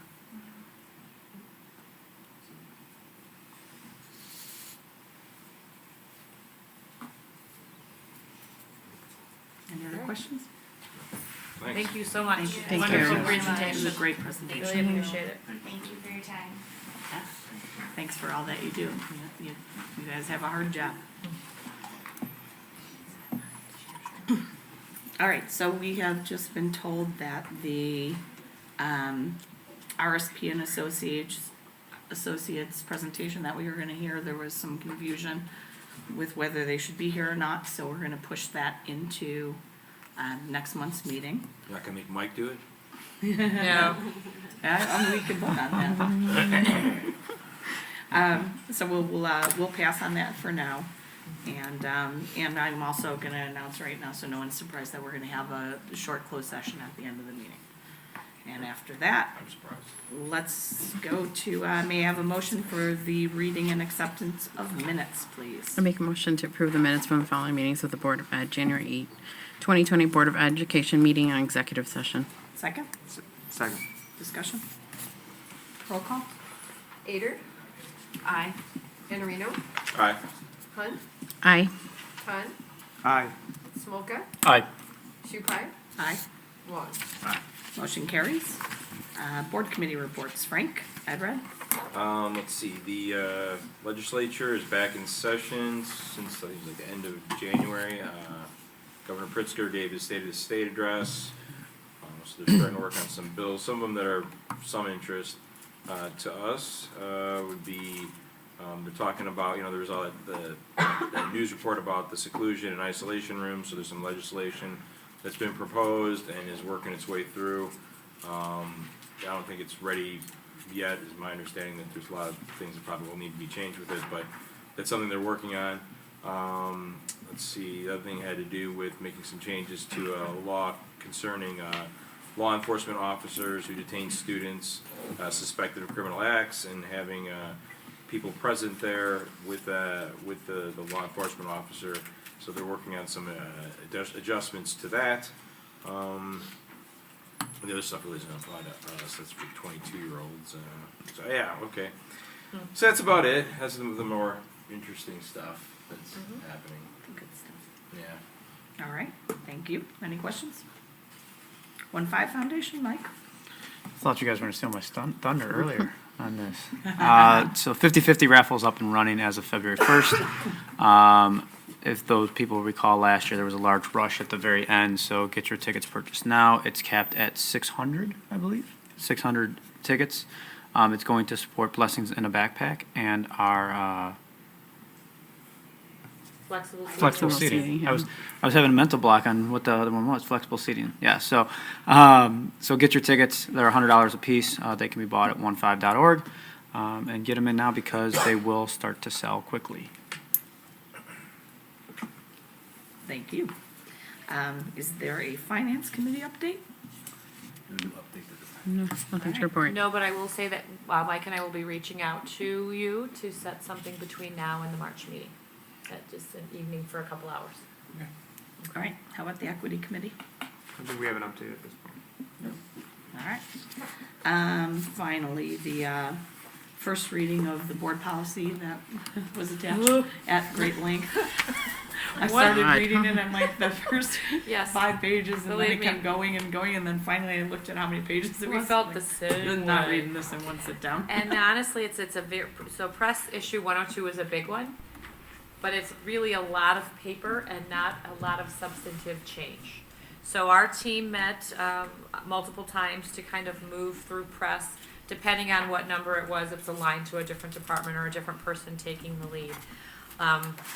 What we tried to do, and it's a new process that we're using, we tried to really just annotate the copy and just so you could see any changes. And again, most of them were very, very minor.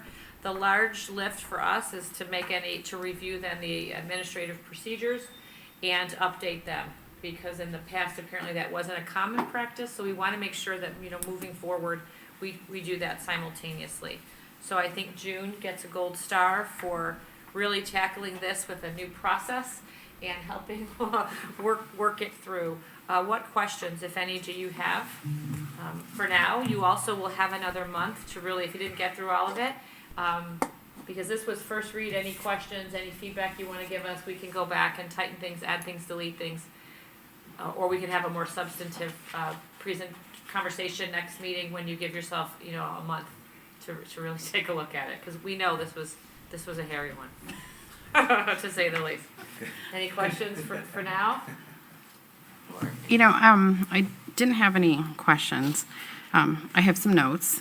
Page, I think it was because I'm not connected to the Wi-Fi, I think it was page 77. This is something I've brought up before in terms of just policy. What's the Look- policy number, Linda? Oh, I just took a snapshot of it. It's on my phone, but I know it's page 77. The determination of appeal for, would this be helpful? Oh, thank you so much. Because I'm thinking my packet in paper doesn't have individual page numbers. So It was, as you scrolled through it, you were able to, it page numbered on in the scroll through. Yeah, I mean, this is basically for those students that receive a fee waiver. And again, I've brought this up regarding just the response back to the guardian or parent about the mail notice, and just, updating that with both an email notice. I also believe on page, I think 199 or 198, there was also this is in regards to suspensions, and an attempt to contact the student's parents, and then a written notice of that suspension to the parents. Again, ensuring that it wasn't just mail notice, but also an email notice.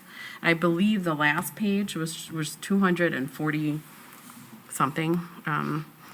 There was a procedure to deny future admission to school meetings or events. Also, that was also a written notice delivered and sent by certified mail with a return receipt requested. Just asking if we can adjust the providing email notices to the procedure to deny admission to school meetings.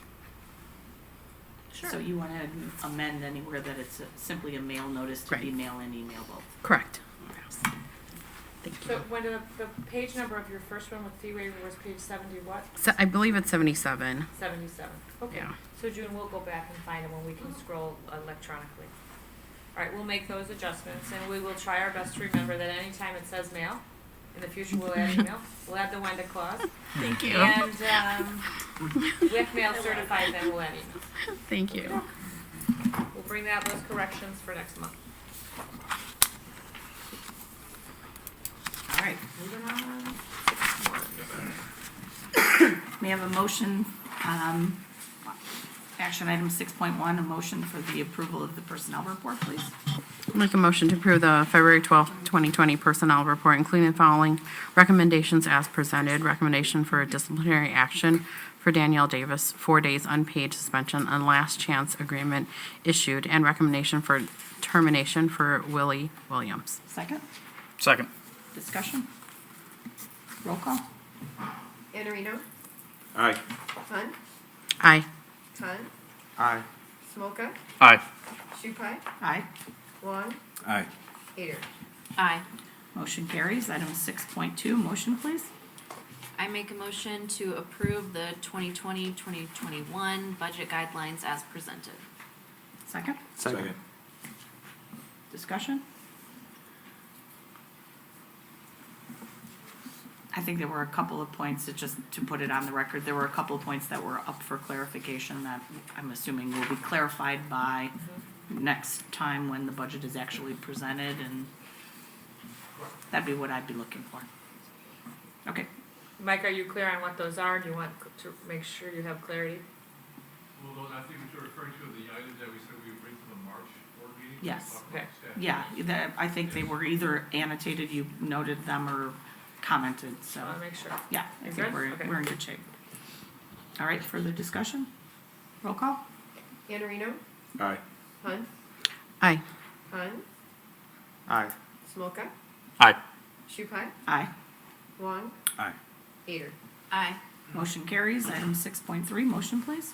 I make a motion to award the contract for school buses 20-011 to Midwest Transit Equipment of Kankakee, Illinois, for a total bid award amount of $1,037,836 as recommended. Second, Second. discussion? Roll call? Hunt, Aye. Hunt, Aye. Smoka, Aye. Shupai, Aye. Wong, Aye. Ader, Aye. Iannarino. Aye. Motion carries. Item 6.4, motion please? Make a motion to award contract for the base bid and bid alternate numbers I guess we're going to hear from this first, correct? So maybe we'd hold off on the motion. You wanna hold on to the Let's motion? hold off on the You motion. guys wanna and talk first? As Talk I'm during going through this, I'm like, we need Unless, of to. course, I just want to approve it and then, save you a few minutes, right? Yeah, we gotta select the alternate. We're getting in the role. That's was feeling it, First of all, I would like to present, I don't know what these two gentlemen introduce themselves from Nicholas Construction, who is serving as our construction managers for our summer 2020 projects. Sure, thanks, Mike. My name's Joe Papanicholas. I'm with Nicholas and Associates, owner, vice president of the company, and I haven't had a chance to, sit in this chair before, but we appreciate the opportunity. We're excited to get going on the upcoming work and just to work through the process with everyone. So once again, we appreciate the opportunity. Welcome to the chair. Thank you. Scott Richards, I'm project manager with Nicholas. I'll be involved in the projects with Joe. So thanks for having us. Appreciate the opportunity. So we've discussed between Nicholas and myself the best way to present this. STR had presented plans for the summer 2020 projects back in November, and there were different options. It was this expanded scope at some of the sites. So the consensus of the board at that time was, well, let's go out to bid, and we'll bid the expanded scope. The expanded scope at Central Road and Sunling and Mary Jordan. We'll get alternates on that so we know what the cost is. So what we've done there, I'm gonna go to the screen for a minute, and we're gonna laugh at me, but since I don't have a laser printer, I'm gonna use my 1980s technology. Whatever it takes. Did you break that up? Mike, when's that your antenna birthday? off your Like, car? we need to buy you No, one. it's a minute, that's, Off of your Someone ordered 1970s this man car? a laser pointer. it still works. He's had that since when he was a kid, when he used to go to Rumbles. That was His antenna Well, went there. when Mike retires, I'm going to spray paint his adding machine gold. I love So now it's, probably this too, right? that's next, Yes. I'm just saying. So in December, at the financial forecast, we presented a budget of 9.9, and as the board is aware, we budgeted $3 million in capital projects. When we talked about secure vestibules, the health, life, safety, and carpeting, playground paving, the solid projects, we talked about a total of 9.9. And then we went out to bid for the summer 20 projects, and we have those. We have a presentation from November. The Willow Bend Univents and secure entrances, which is basically the base bid, correct, Joe? That's what we consider base bid. Correct, and maybe before we get Go into ahead. these options, we had 9 bid packages. I'm sure most of you have looked at the bid tab. We had 30+ contractors turn a bid in, so we had great turnout, great competition. We're extremely happy with the numbers that we received. And we generated options for, like Mike said, anywhere from base bid to having these 6 alternates, just in an effort to create big bid day flexibility. So I think that's important. You don't want to lock yourself into a scope that might not fit the budget. So we have scopes that fit the budget, a couple of options, and we have some other options with enhanced scopes. Okay. So I think the way we look at it, if the board just approved base bid only, so, which is the base bid on the contractor is $3.826 million. The CM fee and the AE fee, that was part of the presentation because those numbers were in the budget numbers I presented. So we get a total cost of $6.4 million. Hey, Mike, real quick, just Yes, because you had said that the base bid was the Willow Bend Univents, but Yes. it's got the Jane Addams roof here. The Jane Addams roof right. was awarded in January. Okay, so you're just taking the Willow Bend Univents across. Correct. Okay. So the base bid Thank would you. be Willow Bend Univents and secure entrances only. Gotcha. Thanks. Construction cost on that would be $3.826 million. Okay. Which would then, if the carpeting, the playground, the paving, and everything else comes in as we budgeted, would be a total budget amount then of $7.6 million compared to the 9.98 that we were looking at in December. Is everybody okay? And then we said, what's another alternate? So then, the next one, we added alternate 6, which is the rooftop units. So at Willow Bend, we have the univents that are in the classroom. There's also rooftop unit heating, ventilation, air conditioning units as well. So if the bid award is for the univents the secure entrances and the rooftops at Willow Bend, then the total amount of everything else being equal would get a bid award of $8.486 million. And then we went to the next step and we said, well, if we did all of that and added the expanded scope at Mary and Jordan, and we can look at those floor plans, that would get a total bid award of 9.868,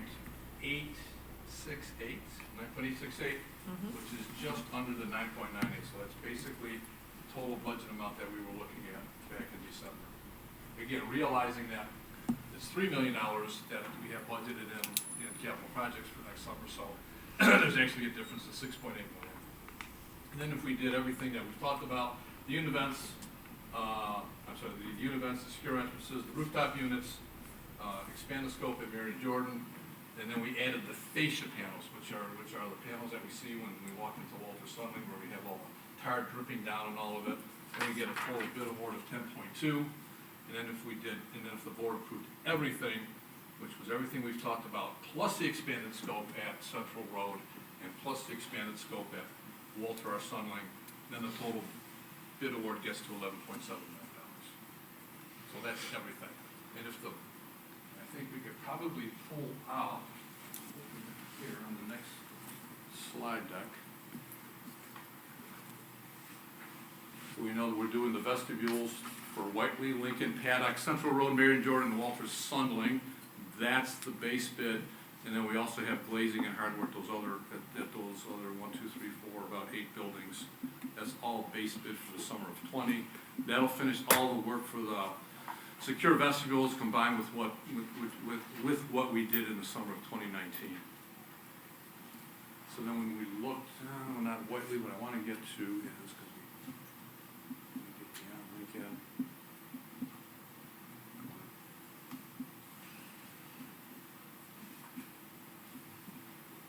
Mary and Jordan,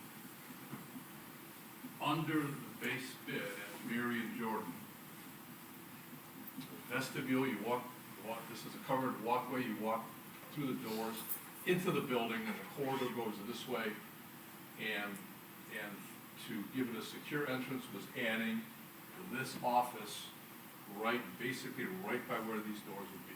We would push these doors back, put an office there, and that would be an isolated office. Then you'd come into the front door, go through the office, and then enter into the hallway. So you would be right here, and that was base bid. It was basically an isolated office when you first walked into the building, just to the right. And then on the expanded scope was actually increasing the conference room. So this is that same covered walkway, pulling the door out this way, adding the principal and assistant principal's office here, so visitors would have to come in through the first set of doors, and then relocated to this part of the building where they get checked into the Raptor system, and then they get buzzed out of this door, so then they get into the building proper. So now we don't have one person that's isolated in that area alone. The nurse's office comes across here, expand the nurse's office, or actually the nurse's area decreases by 60 square feet, increase the conference room area, and we've also, again, made these changes to those rooms. So that was alternate, I believe, Joe, that's alternate. That's 4. That's 4, right? Alternate 4 to Walter Sunling fascia. No, this is 3. 1, 2, 3. I'm sorry, this is alternate 3, Yeah. and this is alternate 3. So if we look at that, and I know this is, I think that the cost for alternate 3 was, I think, just over it's $1,093,000. And Joe and I were talking about that, so that's the net increase cost going from the base plan to the expanded scope right here in Jordan. That's the net impact. So base value is somewhere approximately $200,000, and then the net increase is another $1 million plus to do the alternate scheme. So in looking at that, just for tracking, so bid 3 is 5.6, subtracting the 3.8, which is the base, and then that's your differential. Mike, can you go back to Yeah, that's. the previous slide? That one? The spreadsheet with the options. beginning.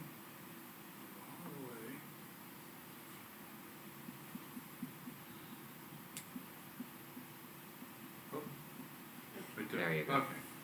There we go.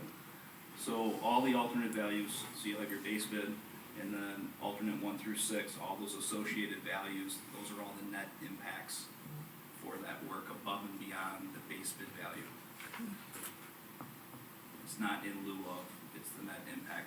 So they're all add alternates above and beyond the base bid value, if that makes sense. Yeah, so base is as is, As is. and then if you were to add each one of these, then it's plus Base plus whatever net. that, the dollar amount on the bottom left. Correct. I just recall this, last time we talked about this, that price was an issue. There was no other option after we discussed that that the price was such a, such a great, I mean, could we have phased in and did some of that construction and not necessarily have, those particular additional offices or expanded the nurses' quarters? Could we have done anything a little bit different to adjust the, or to account for how much the dollar value is significantly? I mean, our first and foremost goal was to create a secure vestibule. And this is a secure vestibule, but, like a wonderful, other additional options. Why it's so expensive is because you're doing that big flip, and, certainly the construction gentleman should talk to it, but you're flipping the whole, that space, and that's the largest. Oh, there's new foundations, Yeah, new concrete slab, there's structural steel, there's roofing, there's metal panels. Right. It's not just a matter of adding partitions and reconfiguring things, so the That's ultimate right. scope of work is substantial, it's adding on footage as well. Right, I know, but getting back to was there any other options that could have been? 115,000, that's the Mhm. isolated office dropped in the Yeah, front I- entranceway, right? Yep. Not Like to- you not to- would. Right, not to right, jump so in, but- when we looked at this with the budget, it's $115,000 is basically just for, it was just estimated for the office on the left, where we just built that one office, it's almost like a security office, I guess I'd call it, where we would make the traffic go through there, there would be one person isolated in that office, and then they would get into the building proper. To answer Linda's question, we did look at another option for Mary and Jordan, which would have been the old front entrance, which was actually on the east side of the building. We looked at that with STR. We discounted that because number one, as I recall, that would have been more expensive to do that option. And then it also would have given us issues with the bus pickup and drop-off patterns. Because right now, that area of the building, on the east side of the building, is where the buses route, and then the parents go to the front of the building, which is actually on the south side. Then we would have been mixing the traffic, didn't really want to do that. And I guess to answer your question even further, the biggest part of that, and I'll let you speak to again, is adding, like you said, when we putting the principal and assistant principal and the secretary clerical office into new space. Yeah, it just comes down to if there's a value to the district to create additional space above and beyond secured entry, is really what we're creating here. Yeah, I just, again, jump in, because I think we didn't really have a chance to discuss this much when this was brought up. I know this was a finance committee topic a couple months back, but I think the original discussion would have been around that $800,000 price tag that was presented to the community originally when we were securing the vestibules versus now having, potentially an additional $3 million price tag added on. And again, there's, of course, there's value to it. I mean, there's expanded space and nursing space, and I know, but I don't think we got a chance to really dive into that discussion too much at that time, so I don't know, might be something that's worth having now. And to your point, so the $800,000 number that we were looking at only anticipated building that one small office. Right. Right. That was the original plan from probably 2018. I think just devil's advocate side of the conversation. I think responding to what you're saying, Anthony, I think if we go back to that original, as much as the price tag knocks my socks off and I'm a little uncomfortable with it, when we go back to the original numbers, we were a little bit just kind of throwing things at the wall and seeing what would stick. I mean, if we take ourselves back to that, it was a priority to do secure vestibules, and Craig pulled some numbers together, right, Mike? Yes, he did. Yeah, and so Yes. it was kind of we all knew, and I think it was clear, at least from my perspective, I think it was clear to the community at the time that they were a little bit of hit or miss numbers that Craig pulled together that put us at the 800. And then when we went back and pulled out the easiest ones, what we could accomplish last summer, we pulled out the things that we felt confidently could be the lower cost. We could get them done in one summer. They would take less planning time, less construction effort. So we kind of took the low-hanging fruit off of there. And those still came in significantly more, Mike, didn't they, than what our original thought was? Wasn't last summer's number was almost at the 800, which we thought was the total group? They were, yes, they were higher than the original estimate, that's correct, yes. Which I remember being surprised about last year too. This just, now we've got into the complicated build-outs, and yes, the numbers are higher than we. Yeah, than and this I Craig's will pencil say, out. this is the Right. most complicated building that the board has to, it's the only building where the office isn't when you first walk into the building, it's not in the middle of the building, but you have to enter the building proper, cross the corridor to get to the building. Yeah, and as much as, again, I don't like the big number, if I put myself in that little office, I would really not be comfortable sitting in that office all by myself. You know, and God forbid something happens, nothing we would hope would ever happen, but That was our reaction as well. the security aspect of being a lone person in a little box separated from everybody else is not, I wouldn't want myself in there, I wouldn't want any of my children working that job. And going back to what I had stated, it wasn't necessarily that price was a big portion of it. It was just the other options. Could we have phased into this endpoint? Like this could be within the next 2 or 3 years. Did we really have to renovate the nurses' quarters? Couldn't we kept what we originally had just to see what the price? Did we even option that so that we can determine that we looked at other options? I realize that this is this is ideal, but we still, we owe it to the community to say, you know what, we looked at this option and this option and this option, this works best. But Joe, can you talk about how if we're gonna open that space, you're gonna assemble all the trades, you're gonna open that space, the foundations, everything you described, would it make sense to do it in phases?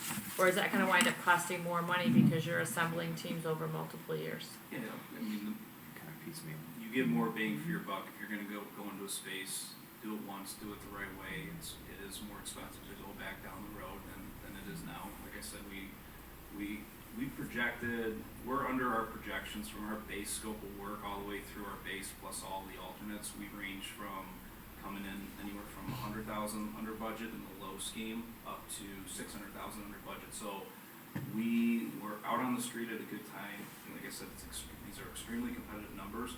Costs are just going to go up 4 or 5% every year. Okay, so to answer your question, yes, we can spend 150, 200,000, whatever that base scope of work is to do it, and then go back later. This million could be $1.7 million. So it's just something to think about. What's the area behind the vestibule?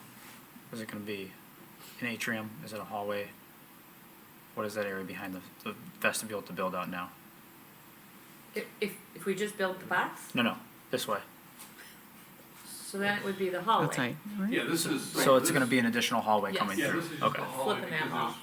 there's 2 sets of doors, the exterior and the interior doors, so staff could go through the 2 sets of doors. Okay. This would be a hallway. That's gonna be a hallway. And then they can enter the building. And I would anticipate like the student entrance and exit, with Mhm. what would right now be walking into that big, huge open space in the front of Marion Jordan. Will now be completely enclosed. Yeah, yeah. Right, so the students with the person on the front door, We'll be able to walk straight through. we would go through these two sets of doors and then walk down the hall. Okay. Yes. And it's all under roof and enclosed as Right. opposed to right now it's in Just the, open. It's got that always, Yeah, the canopy over it. Right. Is what it has. So when you do this, you pick up one additional classroom? And then we pick up just one classroom up there. Okay. Were we in need of a classroom? Which I was just about to say, which was very important because right now we have 7 classrooms that are being utilized for students with autism. So they're maxed because, again, they house a very big program at Marion Jordan. And I believe we're moving 2 TJ programs, 1 TJ program there. So, Marion and Seal, that's right. So we do need the one classroom. They have no additional space. So. And those autism programs have been growing. Yes, they year have. over year. You're absolutely right. Similar logic ties into the rooftop unit work, so alternate number 6, why we're in Willow Bend doing the unit vet work. We should go back. It makes sense to do that RT work. Equipment's pretty old, it's gonna have to be replaced eventually. Now would be the time, we're gonna be going in there, we're gonna be protecting floors, we're gonna be doing quite a bit of demo. Now would be the time to do it, to be as cost effective as possible. Is it the same, typically the sub that you would use, would it be the same HVAC guys that would do rooftop as well as the univets? Yes, it's all within So the same they're- package. And one of the things Mike, Craig, and I have talked about, and I think, Joe and Scott, doing what you do, you know that it makes the most sense, honestly, if you look at your buildings and you open them once.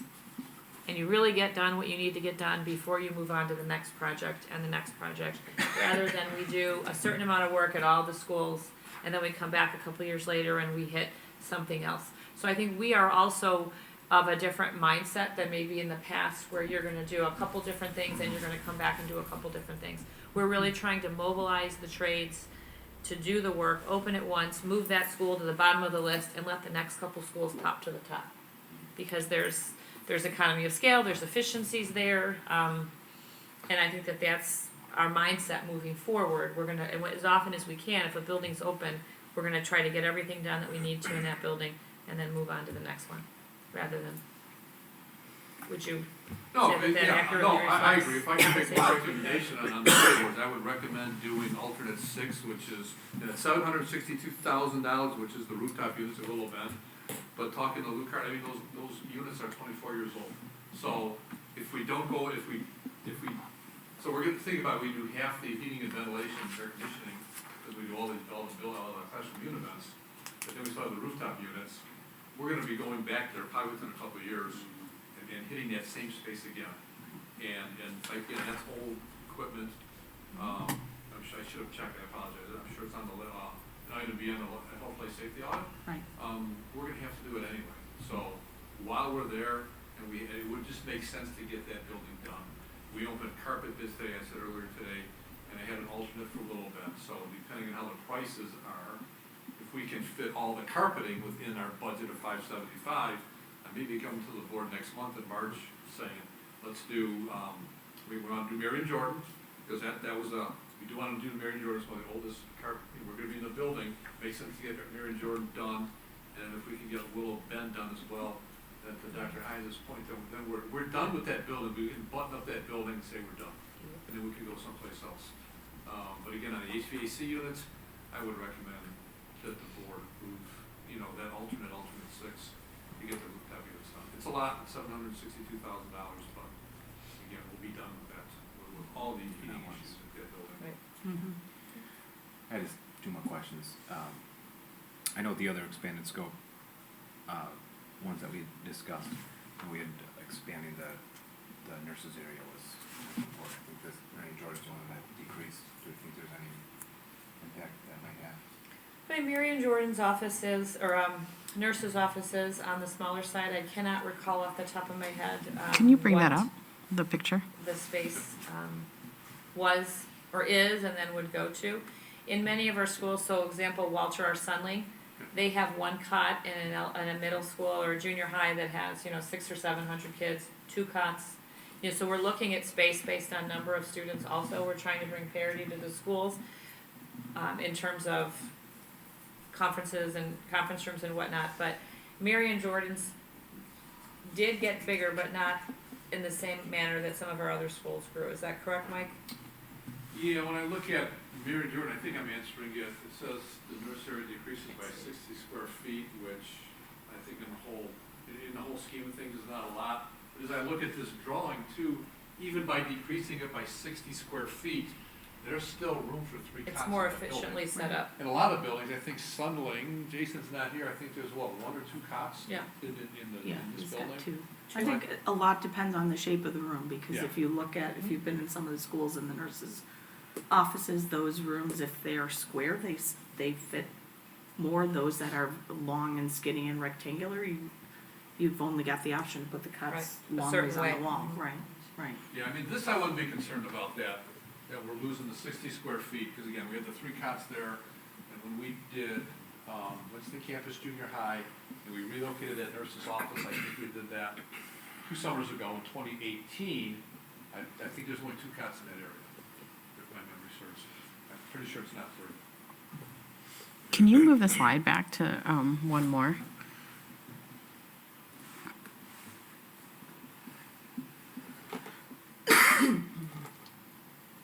Yeah, see in the nurse's office, 426 square feet, but it doesn't show how many cots are there right now. But it is. It's 2. Is it- It's 2 with absolute certainty. Because of the configuration of the room and the doors open inward. Right. Yep. More importantly at Marion Jordan is the amount of space, and in some of the other schools, that the other little areas that we're expanding, where they really need space. It is a lot of money, but when you look at it, it's such a tremendous waste of space with the way that is set up, where you've got that big open area in the front that's just empty. Are we looking at the majority of the cost of this being eaten up by concrete footing and the foundational aspect of doing this build out? Steel, Yeah. Okay. yes. Yeah. And you know what, that really makes sense, putting the principal's office there and the offices the new offices. But I think mostly what I was talking about was that area where the nurses' quarters are and the main office, and revamping that, and just looking at where we put the nurses' office, where we put the new classroom, considering the options to how we could do that differently, and what would be the cost if it was, I don't know, the classroom was on the left side versus the right-hand side. I don't know. Or the nurse's office stayed within that same area. That's mostly what I'm talking about. Is there anything we could do now with the contractor to see how we could reduce that cost, or maybe look at that space differently? We bought that now. We can look at options, certainly. I mean, you guys can, we've done it a couple of times Well, with our that's- I was gonna architects. say, I mean, we were brought on board a little late in the game. Yeah. I'm assuming multiple options were. Yeah. I mean, reviewed, STR did sketched that, right? out, Yeah. Right. Analyzed, Yeah, assessed. so- it wasn't the Craig nine yards. Mikerai, it was our architects, and Yeah, so, I mean, I think this is the Okay. best case Yeah. option. right? I think, You either I vote. think they kind of went through that. But, Right. I'm sorry, the last question I had, I lost my train of thought. So, I think I'd asked this last time, but I know these expanded scope changes were made based on staff recommendation, and just to ensure we're not opening this up for already done construction, to go Right. back and We're not going with back in previous time, schools to say, no. well, now Unfortunately, that school got it, can my school have, some changes? So just to make sure we're not opening that up. No, we're So, not. Okay. The request box is closed. It's written in stone. and it was my Right. fault, I'll take blame. I mean, I said, if we're going in, let's take a look and have a conversation with the folks that work there, that are in that space. And if we're going in, what else would be logical, again, if we're opening up that space, to have office efficiency. This isn't building Taj Mahals or fancy wasted space, we're looking for office efficiencies.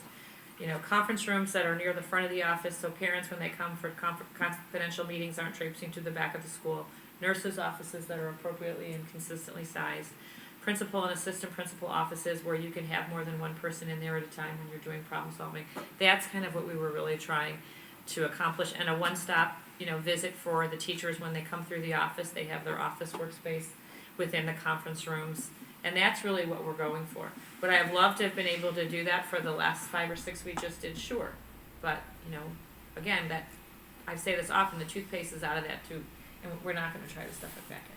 But, going forward, we wanna get this right, because we really aren't gonna come back to these buildings to do any of this work. We have other things to do once we finish these vestibules, like all that health, life, safety work, and whatever work we decide we have to do to clean up the boundaries and do all the other things that we wanna accomplish, so.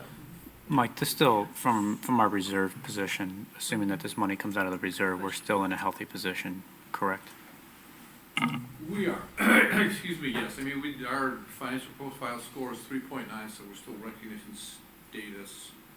In fact, we were just talking about that today, Lori and Corey and I we're looking at, what our financial position would be. I think preliminarily, right now, with $3 million, if I recall, the 5-year forecast from December showed revenues in excess of expenditures of like $3.4, $3.5 million. Assuming we only spend $3 million on capital, if we spend $9 million, for example, then that's an additional $6 million. So then our expenditures would exceed our revenues by about $3.5 million. So that would not change our financial position. Our rating. Our We'd have to rating, go our below a position. 3.05, because I did ask Corey that, and he did that calculation. We'd have to really, he said spend around 30+ million, where our status would go from recognition to the next level below. Okay. So we would have to, spend wildlessly, which we don't, which we don't Gotcha. intend to do. But we have been looking at that because we wanted to make sure. We knew one of you would ask. All right, so. I expected it to be Anthony, but. I've asked a few questions. So how are we gonna handle, breaking this down here? So we gonna vote Do we on just- the do we options, just or are we, recommend just best gonna option? argue which ones we want? Top 3 or? Let me go all the way back here. I think that another way of looking at this is Mike's talking about the $3 million that's in the budget. We already softly allocated another 3, which Right. we've been doing Right. for For the years last now. 3 years, Since right? we've been saving. So although our budget says 3, the commitment from this board has been 6, and then anything above 6 is then decision-making or a delta. Now, you're saying there's another $3 million in potential income that is positive against the budget, so if we throw that The on, revenue expenditure even on the differential. Oh, highest for next number, year, yeah. right, it's a Yeah. delta of $3 million Right, so. for the top of the top. Yeah, so next year it's we call it a profit, it's not a profit, it's like a $3.4 million profit. I understand Yeah, that, the way $3 that million works. in capital. So if we do $6 million in capital, then your profit is basically 0. Right, If you did $9 million in profit, then we're at a on capital, deficit then of you're 3. 3 million deficit. Right, Right. right. Yep. You wanna just spit out what we recommend? Well, On the count of 3, does everyone want I- to put a number up, or? I'm That sounds good. I'm okay with the base bid, and alternatives, 2 and 6. I would be okay with the base bid and all the alternates, to be honest. I think, again, we've got, Nicholas and Associates obviously managing, and if you've got everything opened up, you can do it once, and if there's a little bit of future cost savings realized, let's go all in. All the chips are in. And Right, so Anthony, you're saying you're going for 5. Correct. one question I had is that I assume, and maybe this is a question that can't really be answered, but all of the additional items, whether it be the fascia panel, the expanded scope, some of these items are things that would be covered in the health, life, safety. So we're knocking stuff off. So we're knocking stuff off of things that we've talked about. right? Is it? Some. Facial Some, panels, not all of them. safety, I- I don't know No, about no, that no, one, no, man, no, that's no, stretch. no. The panel But- may not well, be there's safety asbestos there related. somewhere. But what I think you raise a good point in an exercise certainly for us to do with SDR and Nicholas would be to have that side by side, to go through our priority P items, to see which of those we're grabbing from the health life and that 111 million that we know is out there. Which of them can we take off and then draw that amount down to what? Mike, you and I actually did talk about that. So that's actually a good, exercise that we can do, and we can decide if you want us to bring it for a March or April meeting. It's, it's up to you. Roofs, univents, that stuff is, The roofs, the univents. those are would category be- B for sure, we know I that. don't think the fascia panels were in there. I think No. what the fish panels are purely cosmetic. I mean, Purely let's be cosmetic, honest here. yeah. It's not a necessary expenditure. It's cosmetic. It's putting some paint on the front of a building. Big deal. For $340,000, To a very large. $218, a can of right? kerosene and a cherry picker, I'll see what I can do on that tar. It's asbestos, so wear a suit. Wear a suit, Frank. The tar is. Frank will do it. Yeah. For $340,000? With a little Can we add that to the Yeah, a can of kerosene and a rag, I'll see what I can do with that tar. pending Frank's labor? No, I mean, some of it is, I could hire somebody for some of it is $340,000 to do cosmetic, that, but I think. I don't think that, I mean, a lot of boards, if you label something cosmetic, all of a sudden it's something that, we'll never look, but, I mean, this is cosmetic.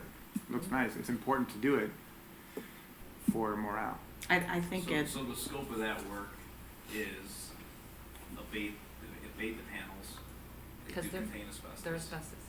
Then. So we can't burn 'em. And that, you can't burn them. I would have painted them already. Then selectively demo the sheathing and the framing behind it, and then putting in new sheathing, framing, and new panels, so. How old are those panels? Do we know, Mike? Oh, goodness. Oh, how old are they? Yeah. Probably since the How old building is Sunlight? Yeah. was built. When I went They're here, the original ones. And I will say too, Are you gonna take one? Zuger helped put 'em up. We'll take a picture of you, Zubair. All the walls, I think they've been there since the school was built, really? I couldn't imagine that.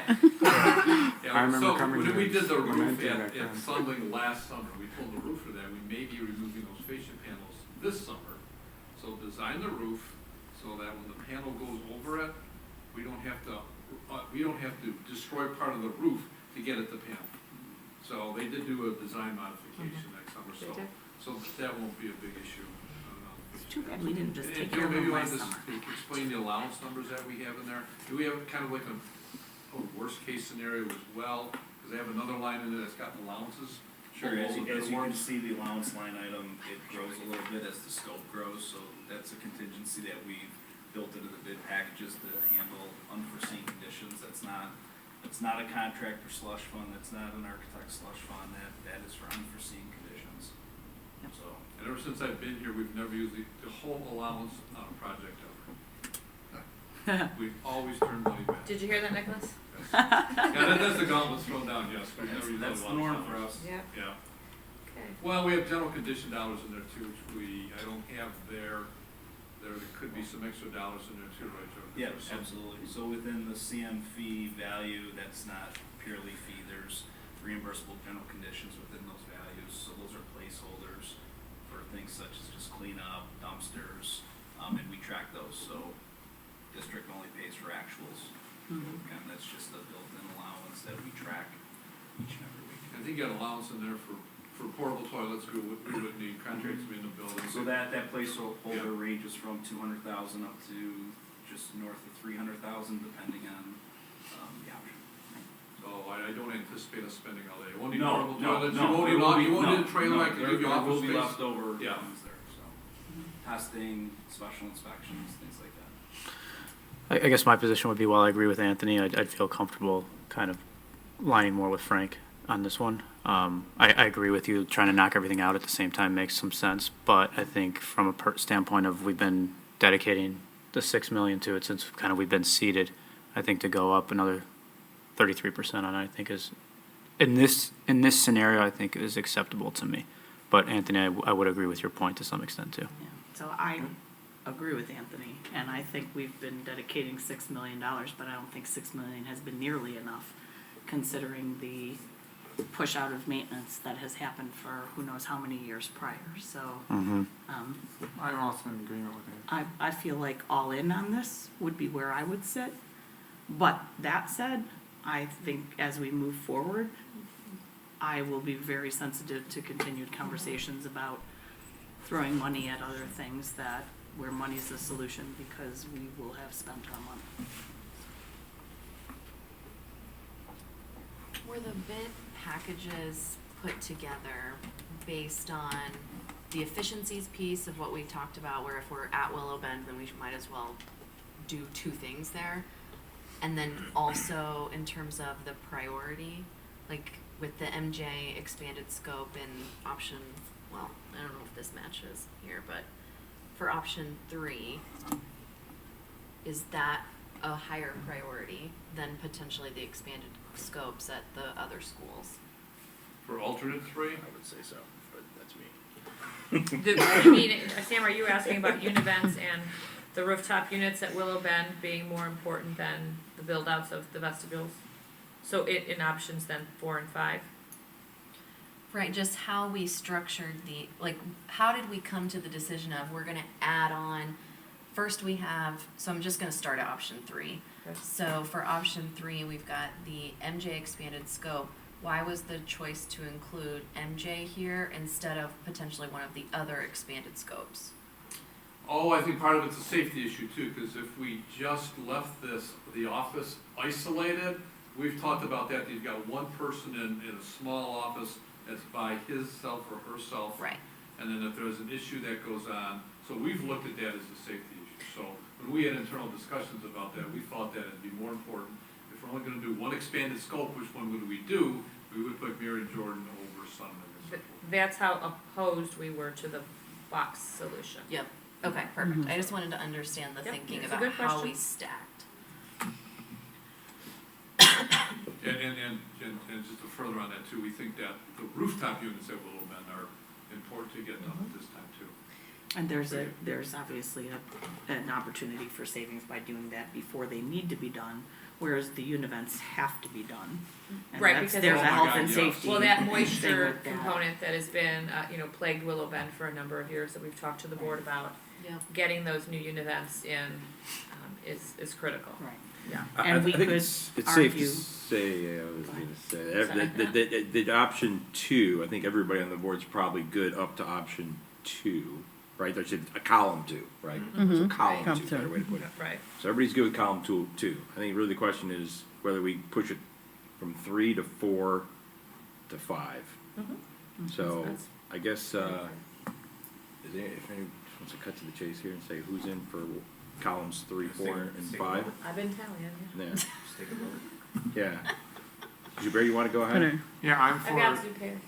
yeah, I think you already got my vote. I guess I'm for the 6? 6. There's only 5, so I'm just kidding. Fine. Messing with you. Is there a 6 up? Zubair's all in, no matter what, right? This is a column. I'm sorry, I should have done that. I was You did, you got Zubair's out there with you on the cherry picker. And Option 6 was me on the cherry picker, exactly, with the can of kerosene and a rag. That's all in. all in. I guess. I'll say the all-in option. Yeah, option 5. You can put me on that same vote. So far, so good. I'm with 3. Okay. I'm a 4. Sam, do we skip you? Yeah, Oh, I'm so sorry. sorry. Oh, no, you're fine. I don't think we were like going in order. We were told when to skip you. Oh, okay. Oops. I just am thinking about the broader needs that we are anticipating based on all of these boundaries conversations and facilities and the sheer amount of money that is going to require potentially, depending on which route we go. So it does make me nervous to do the full option 5, but I will support that primarily because we need the secure entrances and we need to optimize that space if we're going to be doing that construction anyways, to knock it all out at once and potentially save further costs down the line. So I will support option 5. And I guess, like I said, I'm still on 3. Again, to Sam's point, I definitely see merit in going all in on it. I'm not 100% opposed to option 5, but if we vote on option 5, my vote would be for no, and then I would support option 5 because I do believe that there's merit on it.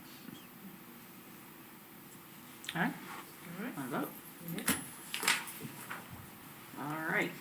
May I have a motion, please? I make a motion to award contracts for the base bid and bid alternate numbers 5. It's base plus all alternate fired costs, including allowances, for summer 2020 projects to each of the lowest responsible bidders identified on the attached report prepared by Nicholas and Associates, and assign these contracts to Nicholas and Associates as construction manager pursuant to an assignment of contractor agreement as set forth in the board's contract with Nicholas and Associates.